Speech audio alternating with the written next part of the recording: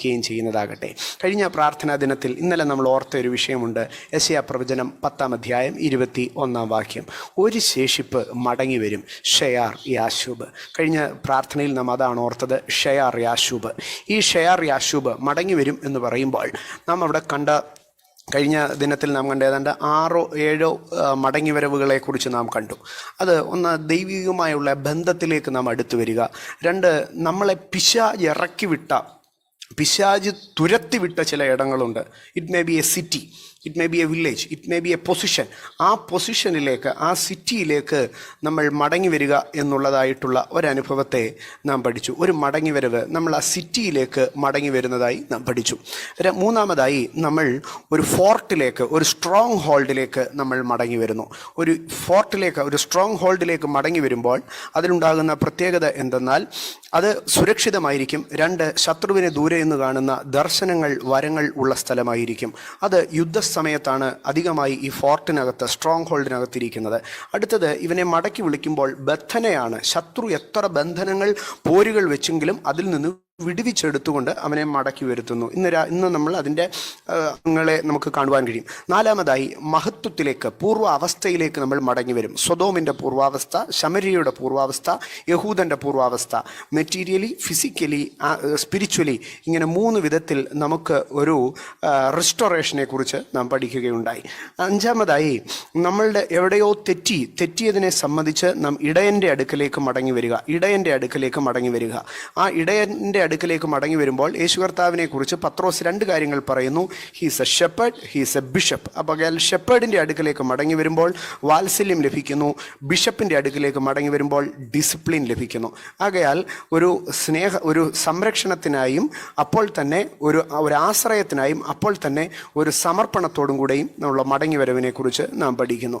വീണ്ടും മടങ്ങി വരവിനെക്കുറിച്ച് നാം പഠിക്കുമ്പോൾ എന്തുകൊണ്ട് ഓടിപ്പോയി എന്നൊക്കെ നാം ചിന്തിക്കുമ്പോൾ കൊക്ക്, മീവൽ പക്ഷി, കുറുപ്രാവിനെ കുറിച്ചൊക്കെ നാം പഠിച്ചു. ഇതൊന്നും ഉപദ്രവകരമായ പക്ഷികളല്ല. പക്ഷേ സർവൈവ് ചെയ്യാൻ പറ്റാത്തത് കൊണ്ട് ചില സാഹചര്യങ്ങളിൽ സംഭവിച്ചു പോയ ഓടിപ്പോക്കുകളെല്ലാം ആ കഷ്ടകാലങ്ങളെ മാറ്റിയിട്ട്, ആ ദുർദിവസങ്ങളെ മാറ്റിയിട്ട് മടക്കി വരുത്തുന്ന ഒരു ദൈവത്തെക്കുറിച്ച് നാം പഠിച്ചു.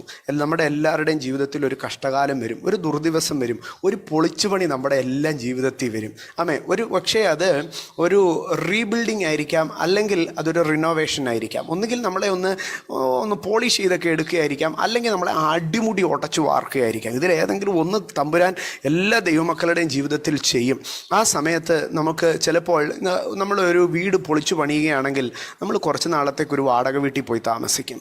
നമ്മൾ ഒരു വീട് ഒന്ന് റെനോവേറ്റ് ചെയ്യുകയാണെങ്കിലും ചിലപ്പോൾ നമ്മൾ ആ വീട്ടിൻ്റെ ഒരു മൂലയ്ക്കോട്ടൊന്ന് ഒതുങ്ങി താമസിക്കും. പക്ഷേ എല്ലാ കാലവും ആ വീടിൻ്റെ മൂലയ്ക്ക് ഒതുങ്ങി താമസിക്കാനല്ല, എല്ലാ നാളും ആ വാടക വീട്ടിൽ താമസിക്കാനല്ല. ഇതൊന്ന് റീകൺസ്ട്രക്ട് ചെയ്ത്, ഇതൊന്ന് റീസ്റ്റോർ ചെയ്തിട്ട് നമ്മളെ തിരികെ കൊണ്ടുവരും. അതുപോലെയാണ് പറയുന്നത്, കൊക്കും മീവൽ പക്ഷിയും കുറുപ്രാവും ഒക്കെ ആ കഷ്ടകാലം വന്നപ്പോൾ ഒന്ന് ഓടിപ്പോയി, വീടൊന്ന് പൊളിച്ചു പണിയാൻ നേരം ഒന്ന് മാറിപ്പോയി. പക്ഷേ അത് റീസ്റ്റോർ ചെയ്തിട്ട് I will bring you back, അവിടെ നമുക്കത് കാണുവാൻ കഴിയും. ആമേൻ. എന്നാൽ ഈ മടങ്ങിവരവ്, നമ്മുടെ എല്ലാ മേഖലയിലും മടങ്ങിവരവ് ഉണ്ടാകണമെങ്കിൽ കഴിഞ്ഞ ദിനത്തിൽ ധ്യാനിച്ചതൊക്കെയും കൂടുതലായും നമ്മുടെ പ്രാക്ടിക്കൽ അല്ലെങ്കിൽ ഭൗമികമായ വിഷയങ്ങളിലും നമ്മളുടെ സ്പിരിച്വൽ വിഷയങ്ങളിൽ, നമ്മുടെ കുടുംബത്തിലേക്കുള്ള വിഷയങ്ങളിലുള്ള മടങ്ങിവരവാണ് നമ്മൾ ആഗ്രഹിച്ചത്, പക്ഷേ നമ്മൾ കണ്ടത്. പക്ഷേ ആ മടങ്ങിവരവ് സംഭവിക്കണമെങ്കിൽ യെരമ്യാ പ്രവചനം 4-ാം അധ്യായം അതിൻ്റെ 1-ാം വാക്യത്തിലേക്ക് കടന്നു വരുമ്പോൾ, യെരമ്യാ പ്രവചനം 4-ാം അധ്യായം അതിൻ്റെ 1-ാം വാക്യം, അവിടെ മലയാളം ബൈബിളിൽ പറയുന്നത്, ഇസ്രായേലേ, നീ മനം തിരിയുമെങ്കിൽ എൻ്റെ അടുക്കലേക്ക് മടങ്ങി വന്നുകൊള്ളുക എന്ന് യഹോവയുടെ അരുളപ്പാട്. പക്ഷേ നിങ്ങളുടെ കയ്യിലൊക്കെ ഇംഗ്ലീഷ് ബൈബിൾ ആയിരിക്കുമല്ലോ. അതിനകത്ത് നമുക്ക് കാണുവാൻ കഴിയും, പ്രത്യേകിച്ച് നമ്മൾ ESV വരുമ്പോൾ അവിടെ വളരെ മനോഹരമായിട്ട് എഴുതിയിരിക്കുകയാണ്, if you return to me you should return. നിനക്കൊരു മടങ്ങിവരവ് ആഗ്രഹിക്കുന്നെങ്കിൽ, നിനക്ക് മടങ്ങിവരവ് വേണമെങ്കിൽ നീ എങ്ങോട്ടാണ് മടങ്ങി വരേണ്ടതെന്നറിയാവോ? നിനക്ക് മടങ്ങിവരവ് വേണമെങ്കിൽ നീ എൻ്റെ അടുക്കിലേക്ക് മടങ്ങി വരണം. ഈ സമയം എന്നെ കേൾക്കുന്ന എൻ്റെ ദൈവമക്കളെ, സാമ്പത്തികമായി ഒരു മടങ്ങിവരവ്, കുടുംബത്തിൽ ഒരു മടങ്ങിവരവ്, സമാധാനത്തിലൊരു മടങ്ങിവരവ്, ആരോഗ്യത്തിലൊരു മടങ്ങിവരവ്, നിങ്ങളുടെ ഏതെങ്കിലും ഒരു വിഷയത്തിൽ നിങ്ങൾക്കൊരു റിട്ടേൺ, നിങ്ങൾക്കൊരു മടങ്ങിവരവ് ആഗ്രഹിക്കുന്നുവെങ്കിൽ നിങ്ങൾ ഫസ്റ്റ് ദൈവ സാന്നിധ്യത്തിലേക്ക്, ദൈവത്തിങ്കലേക്ക് മടങ്ങി വരണം. അവിടെ പറയുകയാണ്, മടങ്ങി വരുന്നുവെങ്കിൽ ദൈവത്തിങ്കലേക്ക് മടങ്ങി വരിക. If you return to me you should return. നിനക്കൊരു മടങ്ങി വരവ് ആഗ്രഹമുണ്ടോ? നിനക്ക് ആ മടങ്ങി വരവ് ആഗ്രഹമുണ്ടെങ്കിൽ നീ ദൈവത്തിങ്കലേക്ക് മടങ്ങി വരണം. ആ ദൈവത്തിങ്കലേക്കുള്ള മടങ്ങി വരവാണ് നിന്റെ ജീവിതത്തിലെ എല്ലാ മേഖലയിലും ഒരു മടങ്ങി വരവായി മാറ്റപ്പെടുന്നത്. ഇന്ന് പകൽക്കാലം ഈ പ്രാർത്ഥനയിൽ പറഞ്ഞാട്ട്, അപ്പ എൻ്റെ ഭൗമിക മേഖലയിൽ ഒരു മടങ്ങി വരവ് വേണമെങ്കിൽ ഞാൻ നിന്റെ അടുക്കലേക്കാണ് മടങ്ങി വരേണ്ടതെന്ന് അറിയുന്നപ്പ. എൻ്റെ കുടുംബ ജീവിതത്തിനകത്ത് മടങ്ങി വരവ് ആവശ്യമെങ്കിൽ, എൻ്റെ തലമുറകളുടെ വിഷയങ്ങളിൽ ഒരു മടങ്ങി വരവ് ആവശ്യമെങ്കിൽ, എൻ്റെ ഹെൽത്തിൽ ഒരു മടങ്ങി വരവ് ആവശ്യമെങ്കിൽ, എൻ്റെ ഫിനാൻസിൽ ഒരു മടങ്ങി വരവ് ആവശ്യമെങ്കിൽ, കഴിഞ്ഞ നാളുകളിൽ ശത്രു എന്നെ ഇറക്കി വിട്ട്, ശത്രു എന്നെ ലജ്ജിപ്പിച്ച്, ശത്രു എന്നെ പൊളിച്ച വിഷയങ്ങളിൽ എനിക്കൊരു മടങ്ങി വരവ് വേണമെങ്കിൽ ഞാൻ അത് റെക്കഗ്നൈസ് ചെയ്യുന്ന കർത്താവേ, ഞാൻ നിങ്കലേക്ക് ആദ്യം ഒന്ന് മടങ്ങി വരട്ടെ. ഇന്ന് പകൽക്കാലം ദൈവമക്കളെ, ദൈവത്തിങ്കിലേക്കുള്ള മടങ്ങി വരവ് സംഭവിക്കുമ്പോൾ, ദൈവത്തിങ്കിലേക്കുള്ള മടങ്ങി വരവ് നമ്മളിൽ സാധ്യമാകുമ്പോൾ, അത് ദൈവത്തിങ്കിലേക്ക് മാത്രമുള്ള ഒരു മടങ്ങി വരവായിരിക്കത്തില്ല, അത് സമസ്ത മേഖലകളിലും, അത് സകല വിഷയങ്ങളിലുമുള്ള ഒരു മടങ്ങി വരവായിരിക്കുമെന്ന് വിശ്വസിച്ചാട്ടെ. ആമേൻ. മടങ്ങി വരവ്. എന്നാൽ നാം പലപ്പോഴും പറയും, ഈ മടങ്ങി വരവ് എന്ന് പറയുന്നത് ഒരു ഭയങ്കര ദൈവികമായ ഒരു ഭയങ്കര കഷ്ടമേറിയ ഒരു പ്രോസസ്സ് പോലെയാണ് നാം പലപ്പോഴും ചിന്തിക്കുന്നത്. കഴിഞ്ഞ ദിവസം ഞാനൊരു ബുക്ക് വായിക്കുമ്പോൾ അതിനകത്ത് എഴുതിയിരുന്നു, മാനസാന്തരം എന്നുള്ളത് പ്രയാസമേറിയ ഒരു അനുഭവമായി തോന്നാം, പക്ഷേ മാനസാന്തരം പെടുമ്പോൾ അതൊരു സന്തോഷകരമായ അനുഭവമാണെന്ന്. പുറമേ നോക്കിയാൽ മാനസാന്തരം വളരെ പ്രയാസമേറിയ ഒരു അനുഭവമായിട്ട് തോന്നാം, പക്ഷേ ആ മാനസാന്തരത്തിൽ കൂടെ കടന്നു പോകുമ്പോൾ അത് മനോഹരമായ ഒരു അനുഭവമാണെന്ന്. അതിന് ഉദാഹരണമായി പറഞ്ഞത്, ഒരു ഓറഞ്ച്, പൊളിക്കാത്ത ഒരു ഓറഞ്ച് കടിച്ചു നോക്കിയാൽ ഭയങ്കര കയ്പായിരിക്കും, പക്ഷേ ആ ഓറഞ്ചിൻ്റെ അല്ലികൾ ഓരോന്നോരോന്നായി എടുത്ത് ഭക്ഷിക്കുമ്പോൾ അത് ഭയങ്കര മധുരമായിരിക്കും. ആകയാൽ മാനസാന്തരം എന്ന ഉപദേശം നാം കേൾക്കുമ്പോൾ വിട്ടുമാറുക, ഒഴിയുക, ഇതൊക്കെ നമ്മൾ കേൾക്കുമ്പോൾ ഭയങ്കര പാടായി തോന്നിയേക്കും. പക്ഷേ മാനസാന്തരത്തിൻ്റെ യഥാർത്ഥ അനുഭവത്തിലേക്ക് കടന്നു വരുമ്പോൾ അത് മനോഹരമായിരിക്കും. എന്നാൽ ഈ ദിവസങ്ങളിൽ ഈ മടങ്ങിവരവ് എന്ന് ഞാൻ ഉദ്ദേശിക്കുന്നത് കൊണ്ട് ഒരു മാനസാന്തരം എന്നുള്ളത് മാത്രമല്ല, ദൈവത്തിങ്കിലേക്ക്, ഇൻറ്റിമസിയിലേക്കുള്ള ഒരു മടങ്ങിവരവ്. ഈ മടങ്ങിവരവിനെ നാം ശ്രദ്ധിക്കുമ്പോൾ പലപ്പോഴും ഇത് ദൈവം, നാം മാനസാന്തരപ്പെടുവാൻ ദൈവം കൽപ്പിക്കുന്നുണ്ട്. പക്ഷേ ഈ മാനസാന്തരത്തെക്കുറിച്ച് നാം പലപ്പോഴും ഏതോ ഒരു ഭീകരമായ ദൈവിക കൽപ്പനയായിട്ടാണ് ചിന്തിക്കുന്നത്. എന്നാൽ അതിൻ്റെ മനോഹാരിത അറിയണമെങ്കിൽ യെരമ്യാ പ്രവചനം 3-ാം അധ്യായത്തിലേക്ക് കടന്നു വരണം. ബൈബിളിലെ എനിക്ക് തോന്നുന്നു ഏറ്റവും മനോഹരമായ മടങ്ങിവരവിനെ കുറിച്ച് പറയുന്ന ഭാഗം ഏതെന്ന് ചോദിച്ചാൽ ഒരുപക്ഷെ നമുക്ക് പറയുവാൻ കഴിഞ്ഞേക്കും അത് യെരമ്യാ പ്രവചനം 3-ാം അധ്യായമാണെന്ന് നമുക്ക് പറയുവാൻ കഴിഞ്ഞേക്കും. ഈ യെരമ്യാ പ്രവചനം 3-ാം അധ്യായത്തിൻ്റെ പ്രാരംഭത്തിലേക്ക് കടന്നു വരുമ്പോൾ അവിടെ ദൈവം 2 ചോദ്യങ്ങളെ ചോദിക്കുന്ന ഒരു ചോദ്യം ഇതാണ്: ഒരു പുരുഷൻ തൻ്റെ ഭാര്യയെ ഉപേക്ഷിച്ചു, അതിനുശേഷം അവൾ അവനെ വിട്ടുപോയി, മറ്റൊരു പുരുഷന് ഭാര്യയായി തീർന്നു. അതിനുശേഷം അവൾ ഏതോ കാരണത്താൽ ആ ഭർത്താവിനെ വിട്ടുകളയുകയോ ആ ഭർത്താവ് കളയുകയോ, അല്ലെങ്കിൽ ഈ ഭർത്താവ് വീണ്ടും ഇവർ തമ്മിലൊന്ന് ജോയിൻ ചെയ്യുമോ? അപ്പോൾ അവിടെ പറയുകയാണ്, ഇല്ല, ഒരിക്കലും അതില്ല. അങ്ങനെ ആരെങ്കിലും ചെയ്താൽ അവനെ തന്നെ ആ ദേശത്തു നിന്ന് പുറത്താക്കും, ആ ദേശം മലിനമായി പോകും. ജാതികൾ ആരെങ്കിലും അങ്ങനെ ചെയ്താൽ ആ ദേശം പോലും മലിനമായി പോകും. ആകയാൽ മാനുഷിക കാഴ്ചപ്പാടിൽ ഒരിക്കലും ഒരു സാധ്യതയില്ലാത്ത ഒരു വിഷയമാണ് ഇവിടെ നമുക്ക് 1-ാം വാക്യത്തിൽ പറയുന്നത്. ഒരു സ്ത്രീ ഒരു പുരുഷനെ വിട്ടുപോയി, വേറൊരു പുരുഷൻ്റെ കൂടെ പോയി, എന്നിട്ട് അവൾ കുറേ നാൾ കഴിഞ്ഞ് തിരിച്ചു വന്നാൽ ഈ മനുഷ്യൻ സ്വീകരിക്കുമോ? ഒരിക്കലുമില്ല. മാനുഷിക ചിന്തയിൽ ഒരിക്കലും ന്യായമായ ഒരു വിഷയമല്ല. അങ്ങനെ ചെയ്താൽ തന്നെ അത് ദോഷമാണ്, അത് പാപമാണ് എന്നാണ് പറയുന്നത്. എന്നാൽ ആ 3-ാം വാക്യത്തിൻ്റെ അടുത്ത ഭാഗത്തിലേക്ക് വരുമ്പോൾ പറയുകയാണ്, നീയോ പല ജാരന്മാരുമായി പരസംഗം ചെയ്തു. അപ്പം നീ എന്നെ വിട്ട് ഒരാളുടെ അടുക്കലേക്കല്ല പോയത്, നീ പലരുടെ അടുക്കലേക്ക് പോയി എന്ന് പറയുന്നു. എന്നിട്ട് അത് തുടർന്ന് അങ്ങോട്ട് വായിക്കുകയാണ്, നീ എവിടേക്കാണ് പോകാത്തതെന്നൊക്കെ ചോദിച്ച് ദൈവം ഭയങ്കര സങ്കടമായി പറയുകയാണ്. അപ്പോൾ അവർക്ക് തിരിച്ചു വരാൻ ഒരു സാധ്യതയില്ല. മാനുഷികമായ വീക്ഷണത്തിൽ ഒരിക്കലും ഒരു അപ്പനോ ഭാര്യയോ ഭർത്താവോ തിരിച്ചെടുക്കാത്ത ഒരു സാഹചര്യം നമ്മുടെയൊക്കെ കാലങ്ങളിൽ നമുക്കൊക്കെ അറിയാം. നമ്മുടെയൊക്കെ ഏതെങ്കിലും ഒരു കുടുംബങ്ങളിൽ പരിചയമുള്ളിടത്തെങ്കിലും സംഭവിച്ചിട്ടുണ്ടായിരിക്കും. ഏതെങ്കിലും ഒരു പെങ്കൊച്ചൊരു ഹിന്ദുവിൻ്റെ കൂടെ, ഒരു നായരുടെ കൂടെ, ഒരു ഈഴവൻ്റെ കൂടെ കാണാൻ ഇറങ്ങിപ്പോയി കഴിഞ്ഞാൽ അപ്പം പറയും, മേലാൽ എൻ്റെ വീട്ടിൽ കയറിയേക്കരുതെന്ന് പറയും. മേലാൽ എൻ്റെ വീട്ടിൽ കയറിയേക്കരുത്, ഇതാണ് നിയമം. അപ്പം ദൈവം ഇവിടെ ചോദിക്കുകയാണ്, ഒരു ഭർത്താവിനെ വിട്ടൊരു ഭാര്യ ഇങ്ങനെ പോയി വേറൊരുത്തൻ്റെ കൂടെ പോയിട്ട് തിരിച്ചു വന്നാൽ നിങ്ങൾ കയറ്റുമോ? അവിടെ പറയണം, ഒരിക്കലും കയറത്തില്ല, ഒരിക്കലും കയറ്റത്തില്ല, അങ്ങനെ ഒരു ദേശമേ ഇല്ല. പക്ഷേ അതിൻ്റെ 7-ാം വാക്യത്തിലേക്ക് വരുമ്പോൾ 7-ാം വാക്യത്തിൽ പറയുകയാണ്, ഇതൊക്കെയും ചെയ്ത ശേഷം അവൾ എൻ്റെ അടുക്കൽ മടങ്ങി വരും എന്ന് ഞാൻ വിചാരിച്ചു. ദൈവം ഇപ്പൊ ഇവിടെ വിചാരിക്കണം. ദൈവം പറയുക, ഇവൾ എന്നെ വിട്ടുപോയി, അവൻ്റെ കൂടെ ഒക്കെ പോയി, പക്ഷെ അവൾ എന്തെങ്കിലും ഒരു ദിവസം തിരിച്ചു വരുമായിരിക്കും. യോ, എന്തൊരു ചിന്തയാണ് ദൈവത്തിൻ്റെ ഇത്. ദൈവം തൻ്റെ ഭാര്യയായി എടുത്ത ദൈവം പറയുകയാണ്, ഞാനൊരു ഭാര്യയെ പോലെ സ്നേഹിച്ച ഇസ്രായേലെ, ഞാൻ നിന്നെ എൻ്റെ കൂടെ കൊണ്ട് താമസിപ്പിച്ചിട്ട് നീ എന്നെ വിട്ട് അവിടെ ഇവിടെ എല്ലാം പോയി. അന്നേരം ഞാൻ ചിന്തിക്കായിരുന്നു, ഒരു ദിവസം നീ എൻ്റെ അടുക്കൽ മടങ്ങി വരുമെന്ന്. ഇതാണ് ദൈവം മടങ്ങി വരവിന് വേണ്ടി വെക്കുന്ന സ്റ്റാൻഡേർഡ്. ഇന്ന് പകൽക്കാലം ഒന്ന് ചിന്തിച്ചു നോക്ക് ദൈവമക്കളെ, മടങ്ങി വരവെന്ന് പറയുന്ന ദൈവത്തിൻ്റെ സംഗതി എത്ര ഭയങ്കരവാ. നമുക്ക് സ്വപ്നം കാണാൻ കഴിയുമോ? നമ്മുടെ മനുഷ്യ മനസ്സിൽ നമ്മളെ എത്ര നല്ലവരായാലും, എത്ര ദൈവസ്നേഹം കൊണ്ട് നിറഞ്ഞാലും എന്നെ കൊണ്ടോ നിങ്ങളെ കൊണ്ടോ ഇത്രയും താഴാൻ കഴിയുമോ? യെരമ്യാ പ്രവചനം 3-ാം അധ്യായം പറയുക, ആരെങ്കിലും നിങ്ങളുടെ നാട്ടിലെങ്ങാണ് നിങ്ങൾ ഇത് കേട്ടിട്ടുണ്ടോ? ലോകത്ത് എവിടെങ്കിലും കേട്ടിട്ടുണ്ടോ? ഇല്ല. പക്ഷെ ഞാൻ ചിന്തിക്കുക, നിങ്ങളൊന്ന് മടങ്ങി വന്നെങ്കിലെന്ന്. ആമേൻ. മടങ്ങി വരവിൻ്റെ അനുഭവം എന്ന് പറയുന്നത് ദൈവ സ്നേഹത്തിൻ്റെ നിറവാണ് മടങ്ങി വരവ് എന്ന് നമുക്ക് കാണുവാൻ കഴിയും. ഒരു മനുഷ്യൻ മടങ്ങി വരുമ്പോൾ അവന് ചില ഉറപ്പുകൾ ഉണ്ടാവണം. അവൻ മടങ്ങി, ഒരു മനുഷ്യൻ, നമ്മൾ ഇവിടെ യെരമ്യാ 4:1 പറഞ്ഞു, നിങ്ങൾ മടങ്ങി വരുവാണെങ്കിൽ ദൈവത്തിങ്കിലേക്കാണ് മടങ്ങി വരേണ്ടതെന്ന്. എന്തുകൊണ്ടാണ് നമ്മൾ ശ്രദ്ധിക്കുമ്പോൾ ദിനവൃത്താന്തങ്ങളുടെ 2-ാം പുസ്തകം 30-ാം അധ്യായത്തിലേക്ക് കടന്നു വരുമ്പോൾ, ദിനവൃത്താന്തങ്ങളുടെ 2-ാം പുസ്തകം 30-ാം അധ്യായം അതിൻ്റെ 9-ാം വാക്യത്തിലേക്ക് വരുമ്പോൾ, 30-ാം അധ്യായം 9-ാം വാക്യത്തിലേക്ക് വരുമ്പോൾ ഇവിടെ പറയുകയാണ്, നിങ്ങൾ യഹോവയിങ്കിലേക്ക് വീണ്ടും തിരിയുന്നു എങ്കിൽ. അപ്പോൾ അവിടെ റിട്ടേൺ ടു ഗോഡ്, നിങ്ങൾ ദൈവത്തിങ്കിലേക്ക് മടങ്ങി വരുമെങ്കിൽ, ഒരു മനുഷ്യൻ ദൈവത്തിങ്കിലേക്ക് മടങ്ങി വരുമ്പോൾ അവിടെ പറയുകയാണ്, നിങ്ങൾ യഹോവയിങ്കിലേക്ക് വീണ്ടും തിരിയുമെങ്കിൽ. അടുത്ത ഭാഗം, എങ്കിൽ നിങ്ങളുടെ സഹോദരന്മാരും പുത്രന്മാരും തങ്ങളെ ബദ്ധരാക്കി കൊണ്ടുപോയവരിൽ നിന്ന് കരുണ ലഭിച്ച് ഈ ദേശത്തിലേക്ക് മടങ്ങി വരും. അപ്പൊ നിങ്ങൾ ദൈവത്തിങ്കിലേക്ക് മടങ്ങി വരാൻ നിങ്ങളുടെ മനസ്സിലൊരു തീരുമാനമെടുത്താൽ, നിങ്ങളെ ബദ്ധരാക്കിയവർക്ക് നിങ്ങളോട് കരുണ തോന്നും. ഒന്ന് ശ്രദ്ധിക്കണമേ, നമ്മൾ ദൈവത്തിങ്കിലേക്കൊന്ന് മടങ്ങി പോകാമെന്ന് നമ്മുടെ മനസ്സുകൊണ്ടൊരു തീരുമാനമെടുത്താൽ, നമ്മളെ ഒരു സമയത്ത് കെട്ടിയവർക്കൊക്കെ നമ്മളോട് കരുണ തോന്നും. ഇന്ന് പകൽക്കാലം എന്നെ കേൾക്കുന്ന എൻ്റെ സഹോദരങ്ങളെ, കഴിഞ്ഞ നാളുകളിൽ ഏതൊക്കെ മനുഷ്യർ നിങ്ങളെ ഉപദ്രവിച്ചിട്ടുണ്ടെങ്കിലും, ഏതൊക്കെ വ്യക്തികൾ നിങ്ങളെ ഉപദ്രവിച്ചിട്ടുണ്ടെങ്കിലും, 2 ദിനവൃത്താന്തം 30:9 നിന്ന് ഞാൻ നിങ്ങളോട് പറയുകയാണ്, നിങ്ങൾ ദൈവത്തിങ്കിലേക്ക് തിരിഞ്ഞാൽ, നിങ്ങൾ ദൈവത്തിങ്കിലേക്ക് മടങ്ങി വരാൻ ഒരു തീരുമാനമെടുത്താൽ, ദൈവിക ബന്ധത്തിൻ്റെ ആഴങ്ങളിലേക്ക് നിങ്ങൾ ഇറങ്ങിക്കഴിഞ്ഞാൽ, ലോകത്തിലുള്ള സകല മനുഷ്യനും നിങ്ങളോട് കരുണ തോന്നുന്ന ഒരവസ്ഥയിലേക്ക് ദൈവം നിങ്ങളെ കൊണ്ടുവരും.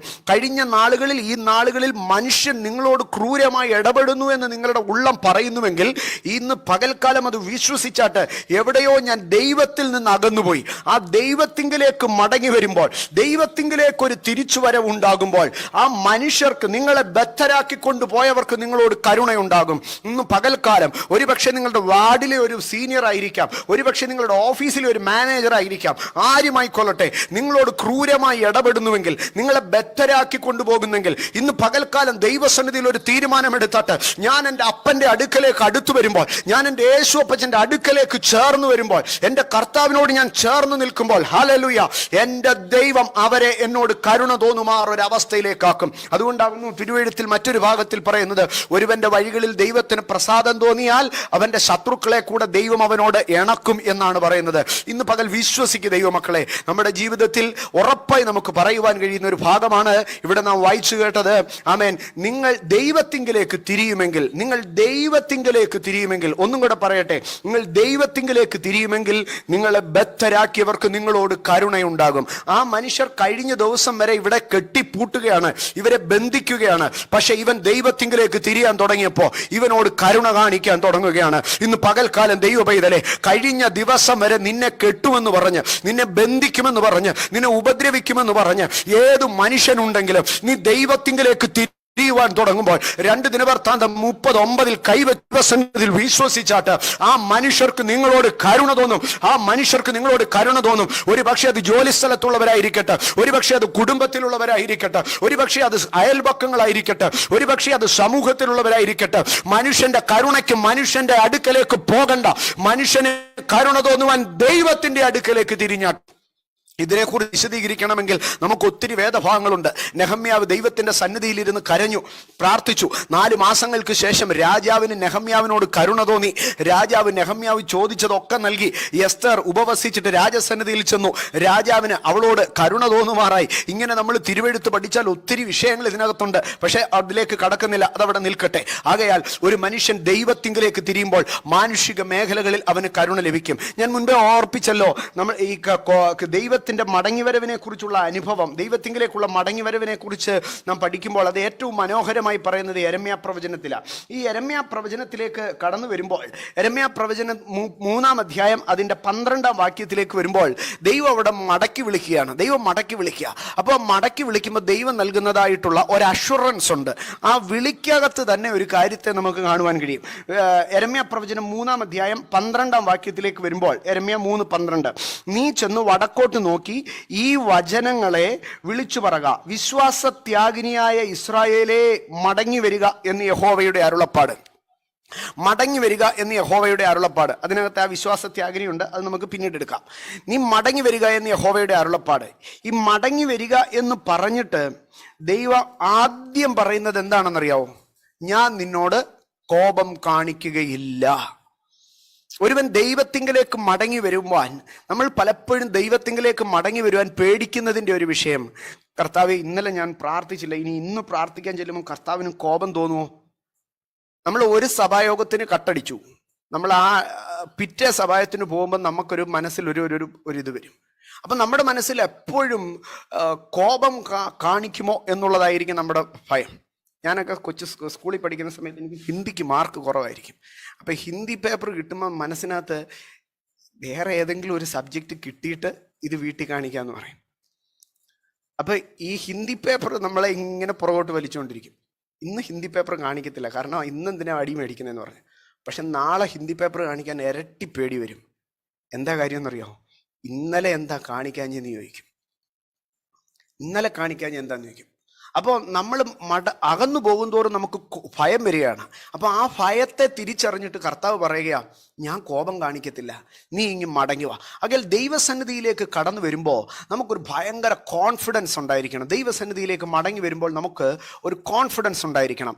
ആ കോൺഫിഡൻസിൻ്റെ ഭയങ്കരമായ ഉദാഹരണമാണ് നവോമി എന്ന് നമുക്ക് കാണുവാൻ കഴിയും. നവോമി, രൂത്തിന്റെ പുസ്തകത്തിലേക്ക് നാം കടന്നു വരുമ്പോൾ, രൂത്തിന്റെ പുസ്തകം 1-ാം അധ്യായം 1-ാം വാക്യം വായിക്കുന്നത്, ന്യായാധിപന്മാർ ന്യായപാലനം നടത്തിയ കാലത്ത് ഒരിക്കൽ ദേശത്ത് ക്ഷാമമുണ്ടായി.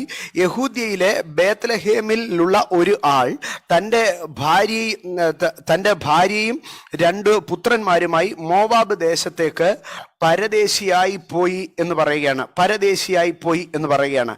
ആകയാൽ ആ അധ്യായം ആരംഭിക്കുന്നത് എലീമലേക്കിൻ്റെ കടന്നുപോക്കോടുകൂടെയാണ്. എലീമലേക്ക് ബേത്ലഹേം വിട്ടുപോകുന്നതാണ് 1-ാം അധ്യായം ആരംഭിക്കുന്നത്. പക്ഷേ ആ അധ്യായം അവസാനിക്കുന്നത് ഇങ്ങനെ, നവോമി മോവാബ് ദേശത്തു നിന്ന് കൂടെ പോന്ന മരുമകൾ രൂത്ത് എന്ന മോവാബ്യ സ്ത്രീയുമായി മടങ്ങി വന്നു എന്നാണ് പറയുന്നത്. മടങ്ങി വന്നു. 1-ാം അധ്യായം ആരംഭിക്കുന്നത് ഇറങ്ങിപ്പോക്കോടുകൂടെയാണെങ്കിൽ 1-ാം അധ്യായം അവസാനിക്കുന്നത് മടങ്ങി വരവോടുകൂടെയായിരുന്നു. സ്തോത്രം, മടങ്ങി വരവോടുകൂടെയായിരുന്നു. എന്നാൽ ഈ മടങ്ങി വരവിനകത്ത് സ്തോത്രം, ഈ ഇറങ്ങിപ്പോയത് എന്തുകൊണ്ടാണെന്ന് പറഞ്ഞാൽ, ക്ഷാമം വന്നപ്പോൾ കോൺഫിഡൻസ് നഷ്ടപ്പെട്ടു. ക്ഷാമം വന്നപ്പോൾ ധൈര്യം നഷ്ടപ്പെട്ട് എവിടെങ്കിലും പോയി ഇവിടെ എങ്ങനെ ഞാൻ സർവൈവ് ചെയ്യുമെന്ന് പറഞ്ഞ് പേടിച്ചിറങ്ങിപ്പോയതാണ്. പക്ഷെങ്കിൽ ഇപ്പം മടങ്ങി വരുന്നത് ഒരു ഭയങ്കര കോൺഫിഡൻസ് ആണ്. അസാമാന്യമായ ഒരു കോൺഫിഡൻസിലാണ് ഈ നവോമി ഇവിടെ മടങ്ങി വരുന്നത്. കാരണം ആ 22-ാം വാക്യത്തിൽ പറയുകയാണ്, നവോമി മോവാബ് ദേശത്ത് നിന്ന് കൂടെ പോന്ന മരുമകൾ രൂത്ത് എന്ന മോവാബ്യ സ്ത്രീയുമായി മടങ്ങി വന്നു. ആ വാക്യത്തിന്റെ അവസാനം ഒന്ന് ശ്രദ്ധിക്കണമേ. മോവാബ്യ സ്ത്രീയുമായി മടങ്ങി വന്നു. ആമേൻ. എന്തൊരു കോൺഫിഡൻസ് ആയതെന്നൊന്ന് ചിന്തിച്ചു നോക്ക്. സത്യത്തിൽ നമുക്കറിയാം, ഫീനഹാസിന്റെ കാലത്ത് ഒരു മോവാബ്യ സ്ത്രീയുമായിട്ട് ഒരു മനുഷ്യൻ കൂടാരത്തിനകത്തേക്ക് കടന്നു വന്നു. ഈ കൂടാരത്തിനകത്തേക്ക് കടന്നു വന്നപ്പോൾ ഫീനഹാസ് കടന്നു എന്ന് അവരുടെ ഉദരം തുളയുന്ന വണ്ണം കുത്തി തുളച്ചു. കാരണം അത് ദേശത്തിലെ വലിയ പാപമാണ്. അതൊരിക്കലും ദേശത്തിൽ അംഗീകരിക്കാൻ കഴിയത്തില്ല. അപ്പൊ ഈ ചരിത്രമൊക്കെ എത്ര ആയാലും നവോമിക്കും അറിയാമല്ലോ. ഇന്ന് മലയാളികളായി നമുക്കറിയാമെങ്കിൽ നവോമിക്ക്, യഹൂദയിലെ നവോമിക്ക് അത് അറിയാതിരിക്കുമോ? അപ്പൊ നവോമി ഇതെല്ലാം കൂടെ മനസ്സിൽ വെച്ചുകൊണ്ടാണ് ബേത്ലഹേമിലേക്ക് തിരിച്ചു വരാൻ നേരം പതുക്കെ ഈ രൂത്തിനെ ഓർപ്പയും വിളിച്ചിട്ട് പറഞ്ഞു, മക്കളെ ഞാൻ ബേത്ലഹേമിലേക്ക് പോവുക, നിങ്ങൾ അങ്ങോട്ട് വന്നാൽ കാര്യം നടക്കത്തില്ല, അതുകൊണ്ട് നിങ്ങൾ നിങ്ങളുടെ വീട്ടിലേക്ക് പോകും. കാരണം നമ്മളൊക്കെ ദൈവസന്നിധിയോട് അടുത്ത് വരാൻ പരിശ്രമിക്കുമ്പോൾ കർത്താവെ എൻ്റെ മദ്യപാനം നിർത്തിയിട്ട് വരണം പാസ്റ്ററെ, ഈ ആഴ്ച കൂടി നിർത്തിയിട്ട് ഞാൻ ഉറപ്പായിട്ടും അടുത്ത ആഴ്ച വരാം, ഈ ആഴ്ച കൂടി നിർത്തിയിട്ട് അടുത്ത ആഴ്ച വരാം. പിന്നെ എന്താ വരാത്തെന്ന് ചോദിക്കുമ്പോൾ കുടി നിർത്താൻ പറ്റാത്തതുകൊണ്ടാ. കുടി നിർത്താതെ എങ്ങനെയാണ് ഞാൻ ആരാധനയ്ക്ക് വരുന്നത്? ഇതിങ്ങനെയാണ് പലപ്പോഴും മാനുഷിക സ്വഭാവം. അതുപോലെ ഒരു അവസ്ഥയിലാണ് ഇപ്പം നവോമിയുടെ കൂടെ രൂത്ത് ഓർപ്പയിൽ നിൽക്കുകയാണ്. ഈ മോവാബ്യ സ്ത്രീയെ കൊണ്ട് ഇവക്ക് കയറി വരാൻ പറ്റത്തില്ല. പക്ഷെങ്കിൽ ഈ നവോമി ബേത്ലഹേമിലേക്ക് കടന്നു വരുമ്പോൾ കഴിവതും പറഞ്ഞു നോക്കി രൂത്തിൻ്റെ അടുക്ക് പറഞ്ഞു, മക്കളെ നീ അങ്ങ് പോ, നീ അങ്ങ് പോ, നീ അങ്ങ് പോ. പക്ഷേ ഈ നവോമിക്ക് രൂത്തിനെ ഒഴിച്ചു കളയാൻ പറ്റുന്നില്ല. അവസാനം നവോമി എന്ത് ചെയ്തെന്നറിയാവോ? ഞാൻ ബേത്ലഹേമിലേക്ക് പോവുക എന്ന് പറഞ്ഞു. രൂത്ത് നവോമിയുടെ അടുക്ക ഞാൻ നിന്നെ വിട്ടുപിരിയത്തില്ലെന്ന് പറഞ്ഞപ്പോൾ നവോമിക്ക് വേണമെങ്കിൽ ചിന്തിക്കുക, ഈ പണ്ടാരി ഇവിടെ നിന്ന് എന്നെ വിട്ടു പോകത്തുമില്ല, പിന്നെ എങ്ങനെ ബേത്ലഹേമിലേക്ക് പോകും? ഇന്ന് പകൽക്കാലം എന്നെ കേൾക്കുന്ന സഹോദരങ്ങളെ, ജീവിതത്തിലെ ചില വിഷയങ്ങൾ നമ്മൾ എത്ര ഉപേക്ഷിക്കാൻ നോക്കിയാലും ഉപേക്ഷിക്കാൻ പറ്റാതിരിക്കുന്നത് കൊണ്ട് ആ ഉപേക്ഷിക്കാൻ പറ്റാത്ത വിഷയം നമ്മളോട് പറഞ്ഞുകൊണ്ടേയിരിക്കും, നിനക്ക് ബേത്ലഹേമിലേക്ക് പോകാൻ പറ്റത്തില്ല, നിനക്ക് ബേത്ലഹേമിലേക്ക് പോകാൻ പറ്റത്തില്ല, നിനക്ക് ബേത്ലഹേമിലേക്ക് പോകാൻ പറ്റത്തില്ല. നവോമി കഴിവതും പരിശ്രമിച്ച് രൂത്തിനെ വിട്ടുകളയാൻ. പക്ഷെ അവസാനം നവോമി എന്ത് ചെയ്തെന്നറിയാവോ?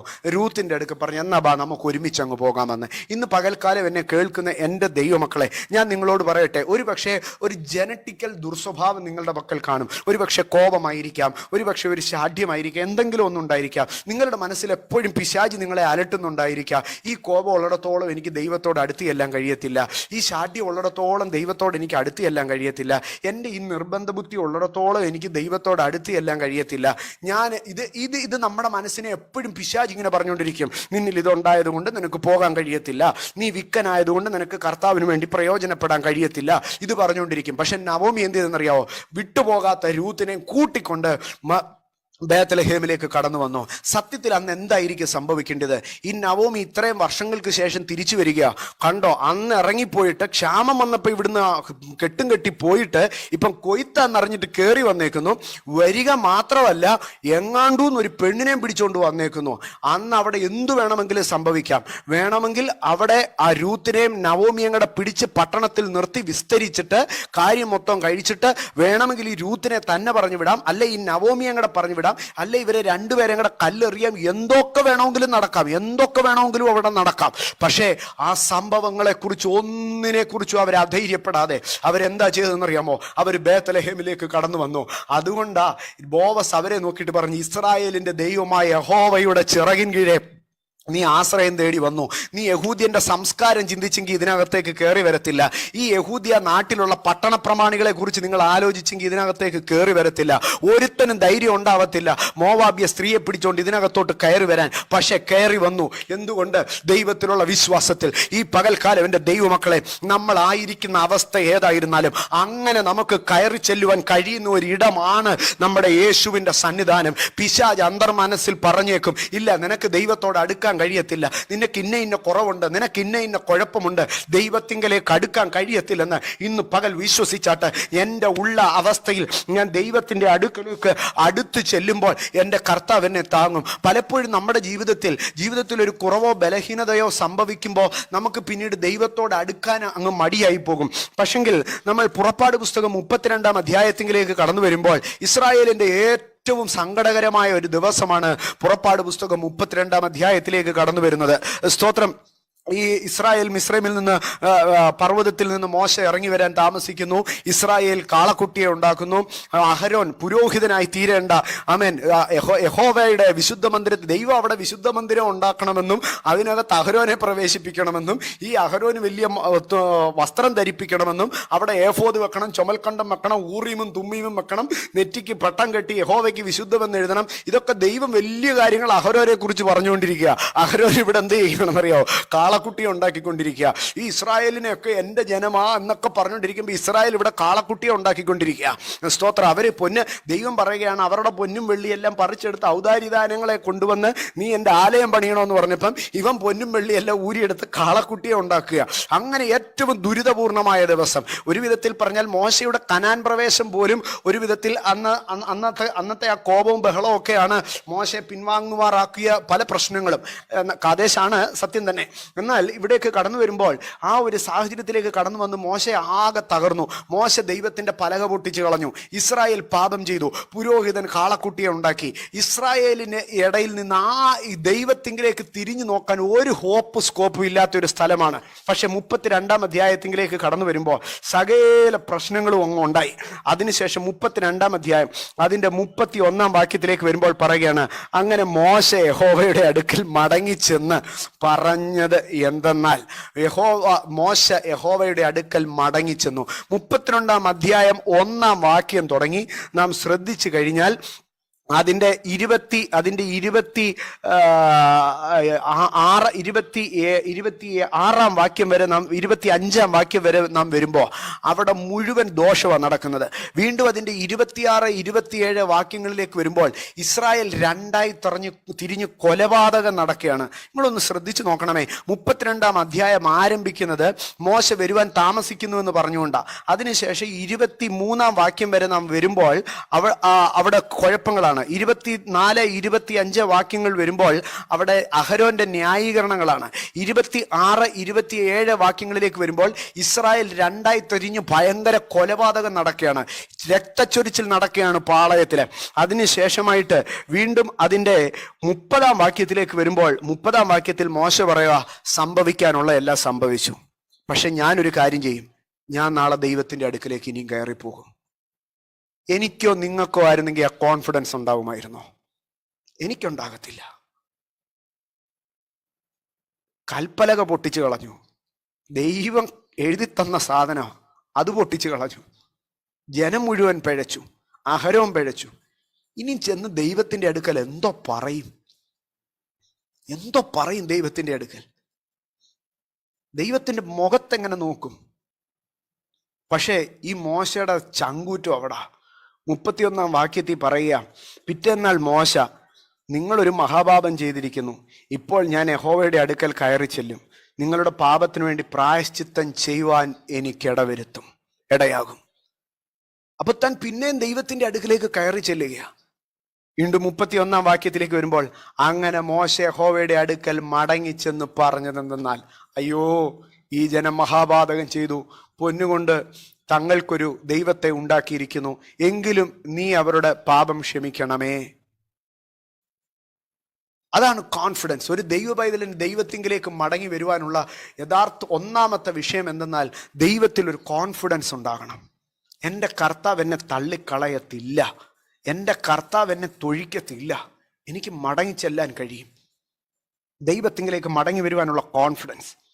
നമ്മൾ അതിൻ്റെ ഒരു അനുഭവത്തിലേക്ക് നമ്മൾ അടന്നു വരണമെങ്കിൽ നമ്മൾ എത്ര അവസ്ഥകളിലായിരുന്നാലും നാം മടങ്ങി ചെല്ലുമ്പോൾ യെരമ്യാ പ്രവചനം 31-ാം അധ്യായത്തിലേക്ക് കടന്നു വരുമ്പോൾ യെരമ്യാ പ്രവചനം 31-ാം അധ്യായം 21-ാം വാക്യം 3-ാം അധ്യായത്തിൽ നമുക്ക് കാണുവാൻ കഴിയും, ഈ ഇസ്രായേൽ ദൈവത്തെ വിട്ട് പരസംഗം ചെയ്തിരിക്കുകയാണ്. പക്ഷെ 31-ാം അധ്യായം 21-ാം വാക്യത്തിലേക്ക് വരുമ്പോൾ, നിനക്ക് അടയാളങ്ങളെ വെക്കുക, കൈച്ചൂണ്ടികളെ നാട്ടുക, നീ പോയ പെരുവഴി മനസ്സിൽ വെച്ചുകൊള്ളുക. അടുത്തത് ദൈവം എന്താ വിളിക്കുന്നതെന്നറിയാം. അത് ഒട്ടും നമുക്ക് അണ്ടർസ്റ്റാൻഡ് ചെയ്യാൻ കഴിയാത്ത കാര്യം. ഇസ്രായേൽ കന്യകയെ മടങ്ങി വരിക, നിന്റെ ഈ പട്ടണങ്ങളിലേക്ക് തന്നെ മടങ്ങി വരിക. അപ്പൊ ഇസ്രായേൽ അവിടെ മാനുഷികമായ ദൃഷ്ടിയിൽ ഒരിക്കലും കന്യകയല്ല. ഇസ്രായേൽ പാപം ചെയ്തു, ദൈവത്തിൽ നിന്ന് അകന്നു. പക്ഷേ ഇവിടെ ദൈവം പറയുക, കന്യകയെ മടങ്ങി വരിക എന്ന്. എൻ്റെ സഹോദരങ്ങളെ, ഞാൻ പറയട്ടെ, ജീവിതത്തിൽ ദൈവം നമ്മളെ തിരികെ ഒരു പേരിട്ടങ്ങ് വിളിച്ചാൽ അത് വിളിയ. ദൈവമേ, ഞാൻ പാപിയാണെന്ന് പറഞ്ഞ് ദൈവസന്നിധിയിൽ കടന്നു ചെല്ലുമ്പോഴോ കർത്താവ് തിരിച്ചൊരു വാക്ക് പറയാം, നീ എൻ്റെ മകനാ എന്ന് പറഞ്ഞാൽ, നീ എൻ്റെ മകളാണെന്ന് പറഞ്ഞാൽ ഇറ്റ്സ് ഫിനിഷ്ഡ്. ദൈവത്തിലുള്ള വിശ്വാസവും ഉറപ്പും ധൈര്യവും. ഈ മടങ്ങിവരവിനെ കുറിച്ചുള്ള ഒരനുഭവത്തിൽ ഏറ്റവും നമുക്ക് കരളലിയിപ്പിക്കുന്ന ഒരു ഭാഗമുണ്ട്. ലേവ്യ പുസ്തകത്തിലേക്ക് കടന്നു വരുമ്പോൾ ലേവ്യ പുസ്തകം 22 അധ്യായത്തിലേക്ക് നമുക്ക് കടന്നു വരാം. ലേവ്യ പുസ്തകം 22 അധ്യായം. ലേവ്യ പുസ്തകം 22 അധ്യായത്തിലേക്ക് വരുമ്പോൾ ഈ ദൈവാലയത്തിലുള്ള ഭക്ഷണങ്ങളെ, ദൈവാലയത്തിലെ ഈ കാഴ്ചയപ്പമുണ്ട്. അത് മേശമേൽ ദിവസം തോറും മാറ്റി മാറ്റി വെക്കും. ഈ ജനങ്ങൾ കൊണ്ടുവരുന്ന യാഗമൃഗങ്ങളെയൊക്കെ യാഗം കഴിച്ചതിന് ശേഷം അതിൻ്റെ ഇറച്ചി ചുട്ടെടുത്തതുണ്ട്. അപ്പോൾ ഈ സാധനങ്ങളൊക്കെ പുരോഹിതന് കൊടുക്കുന്നതായിട്ടുള്ള ആ നിയമങ്ങളെയാണ് 22 അധ്യായത്തിൽ നമുക്ക് കാണുവാൻ കഴിയുന്നത്. ഈ 22 അധ്യായം അത് വിശുദ്ധ സാധനങ്ങളുടെ ഭക്ഷിക്കുന്ന വിഷയം.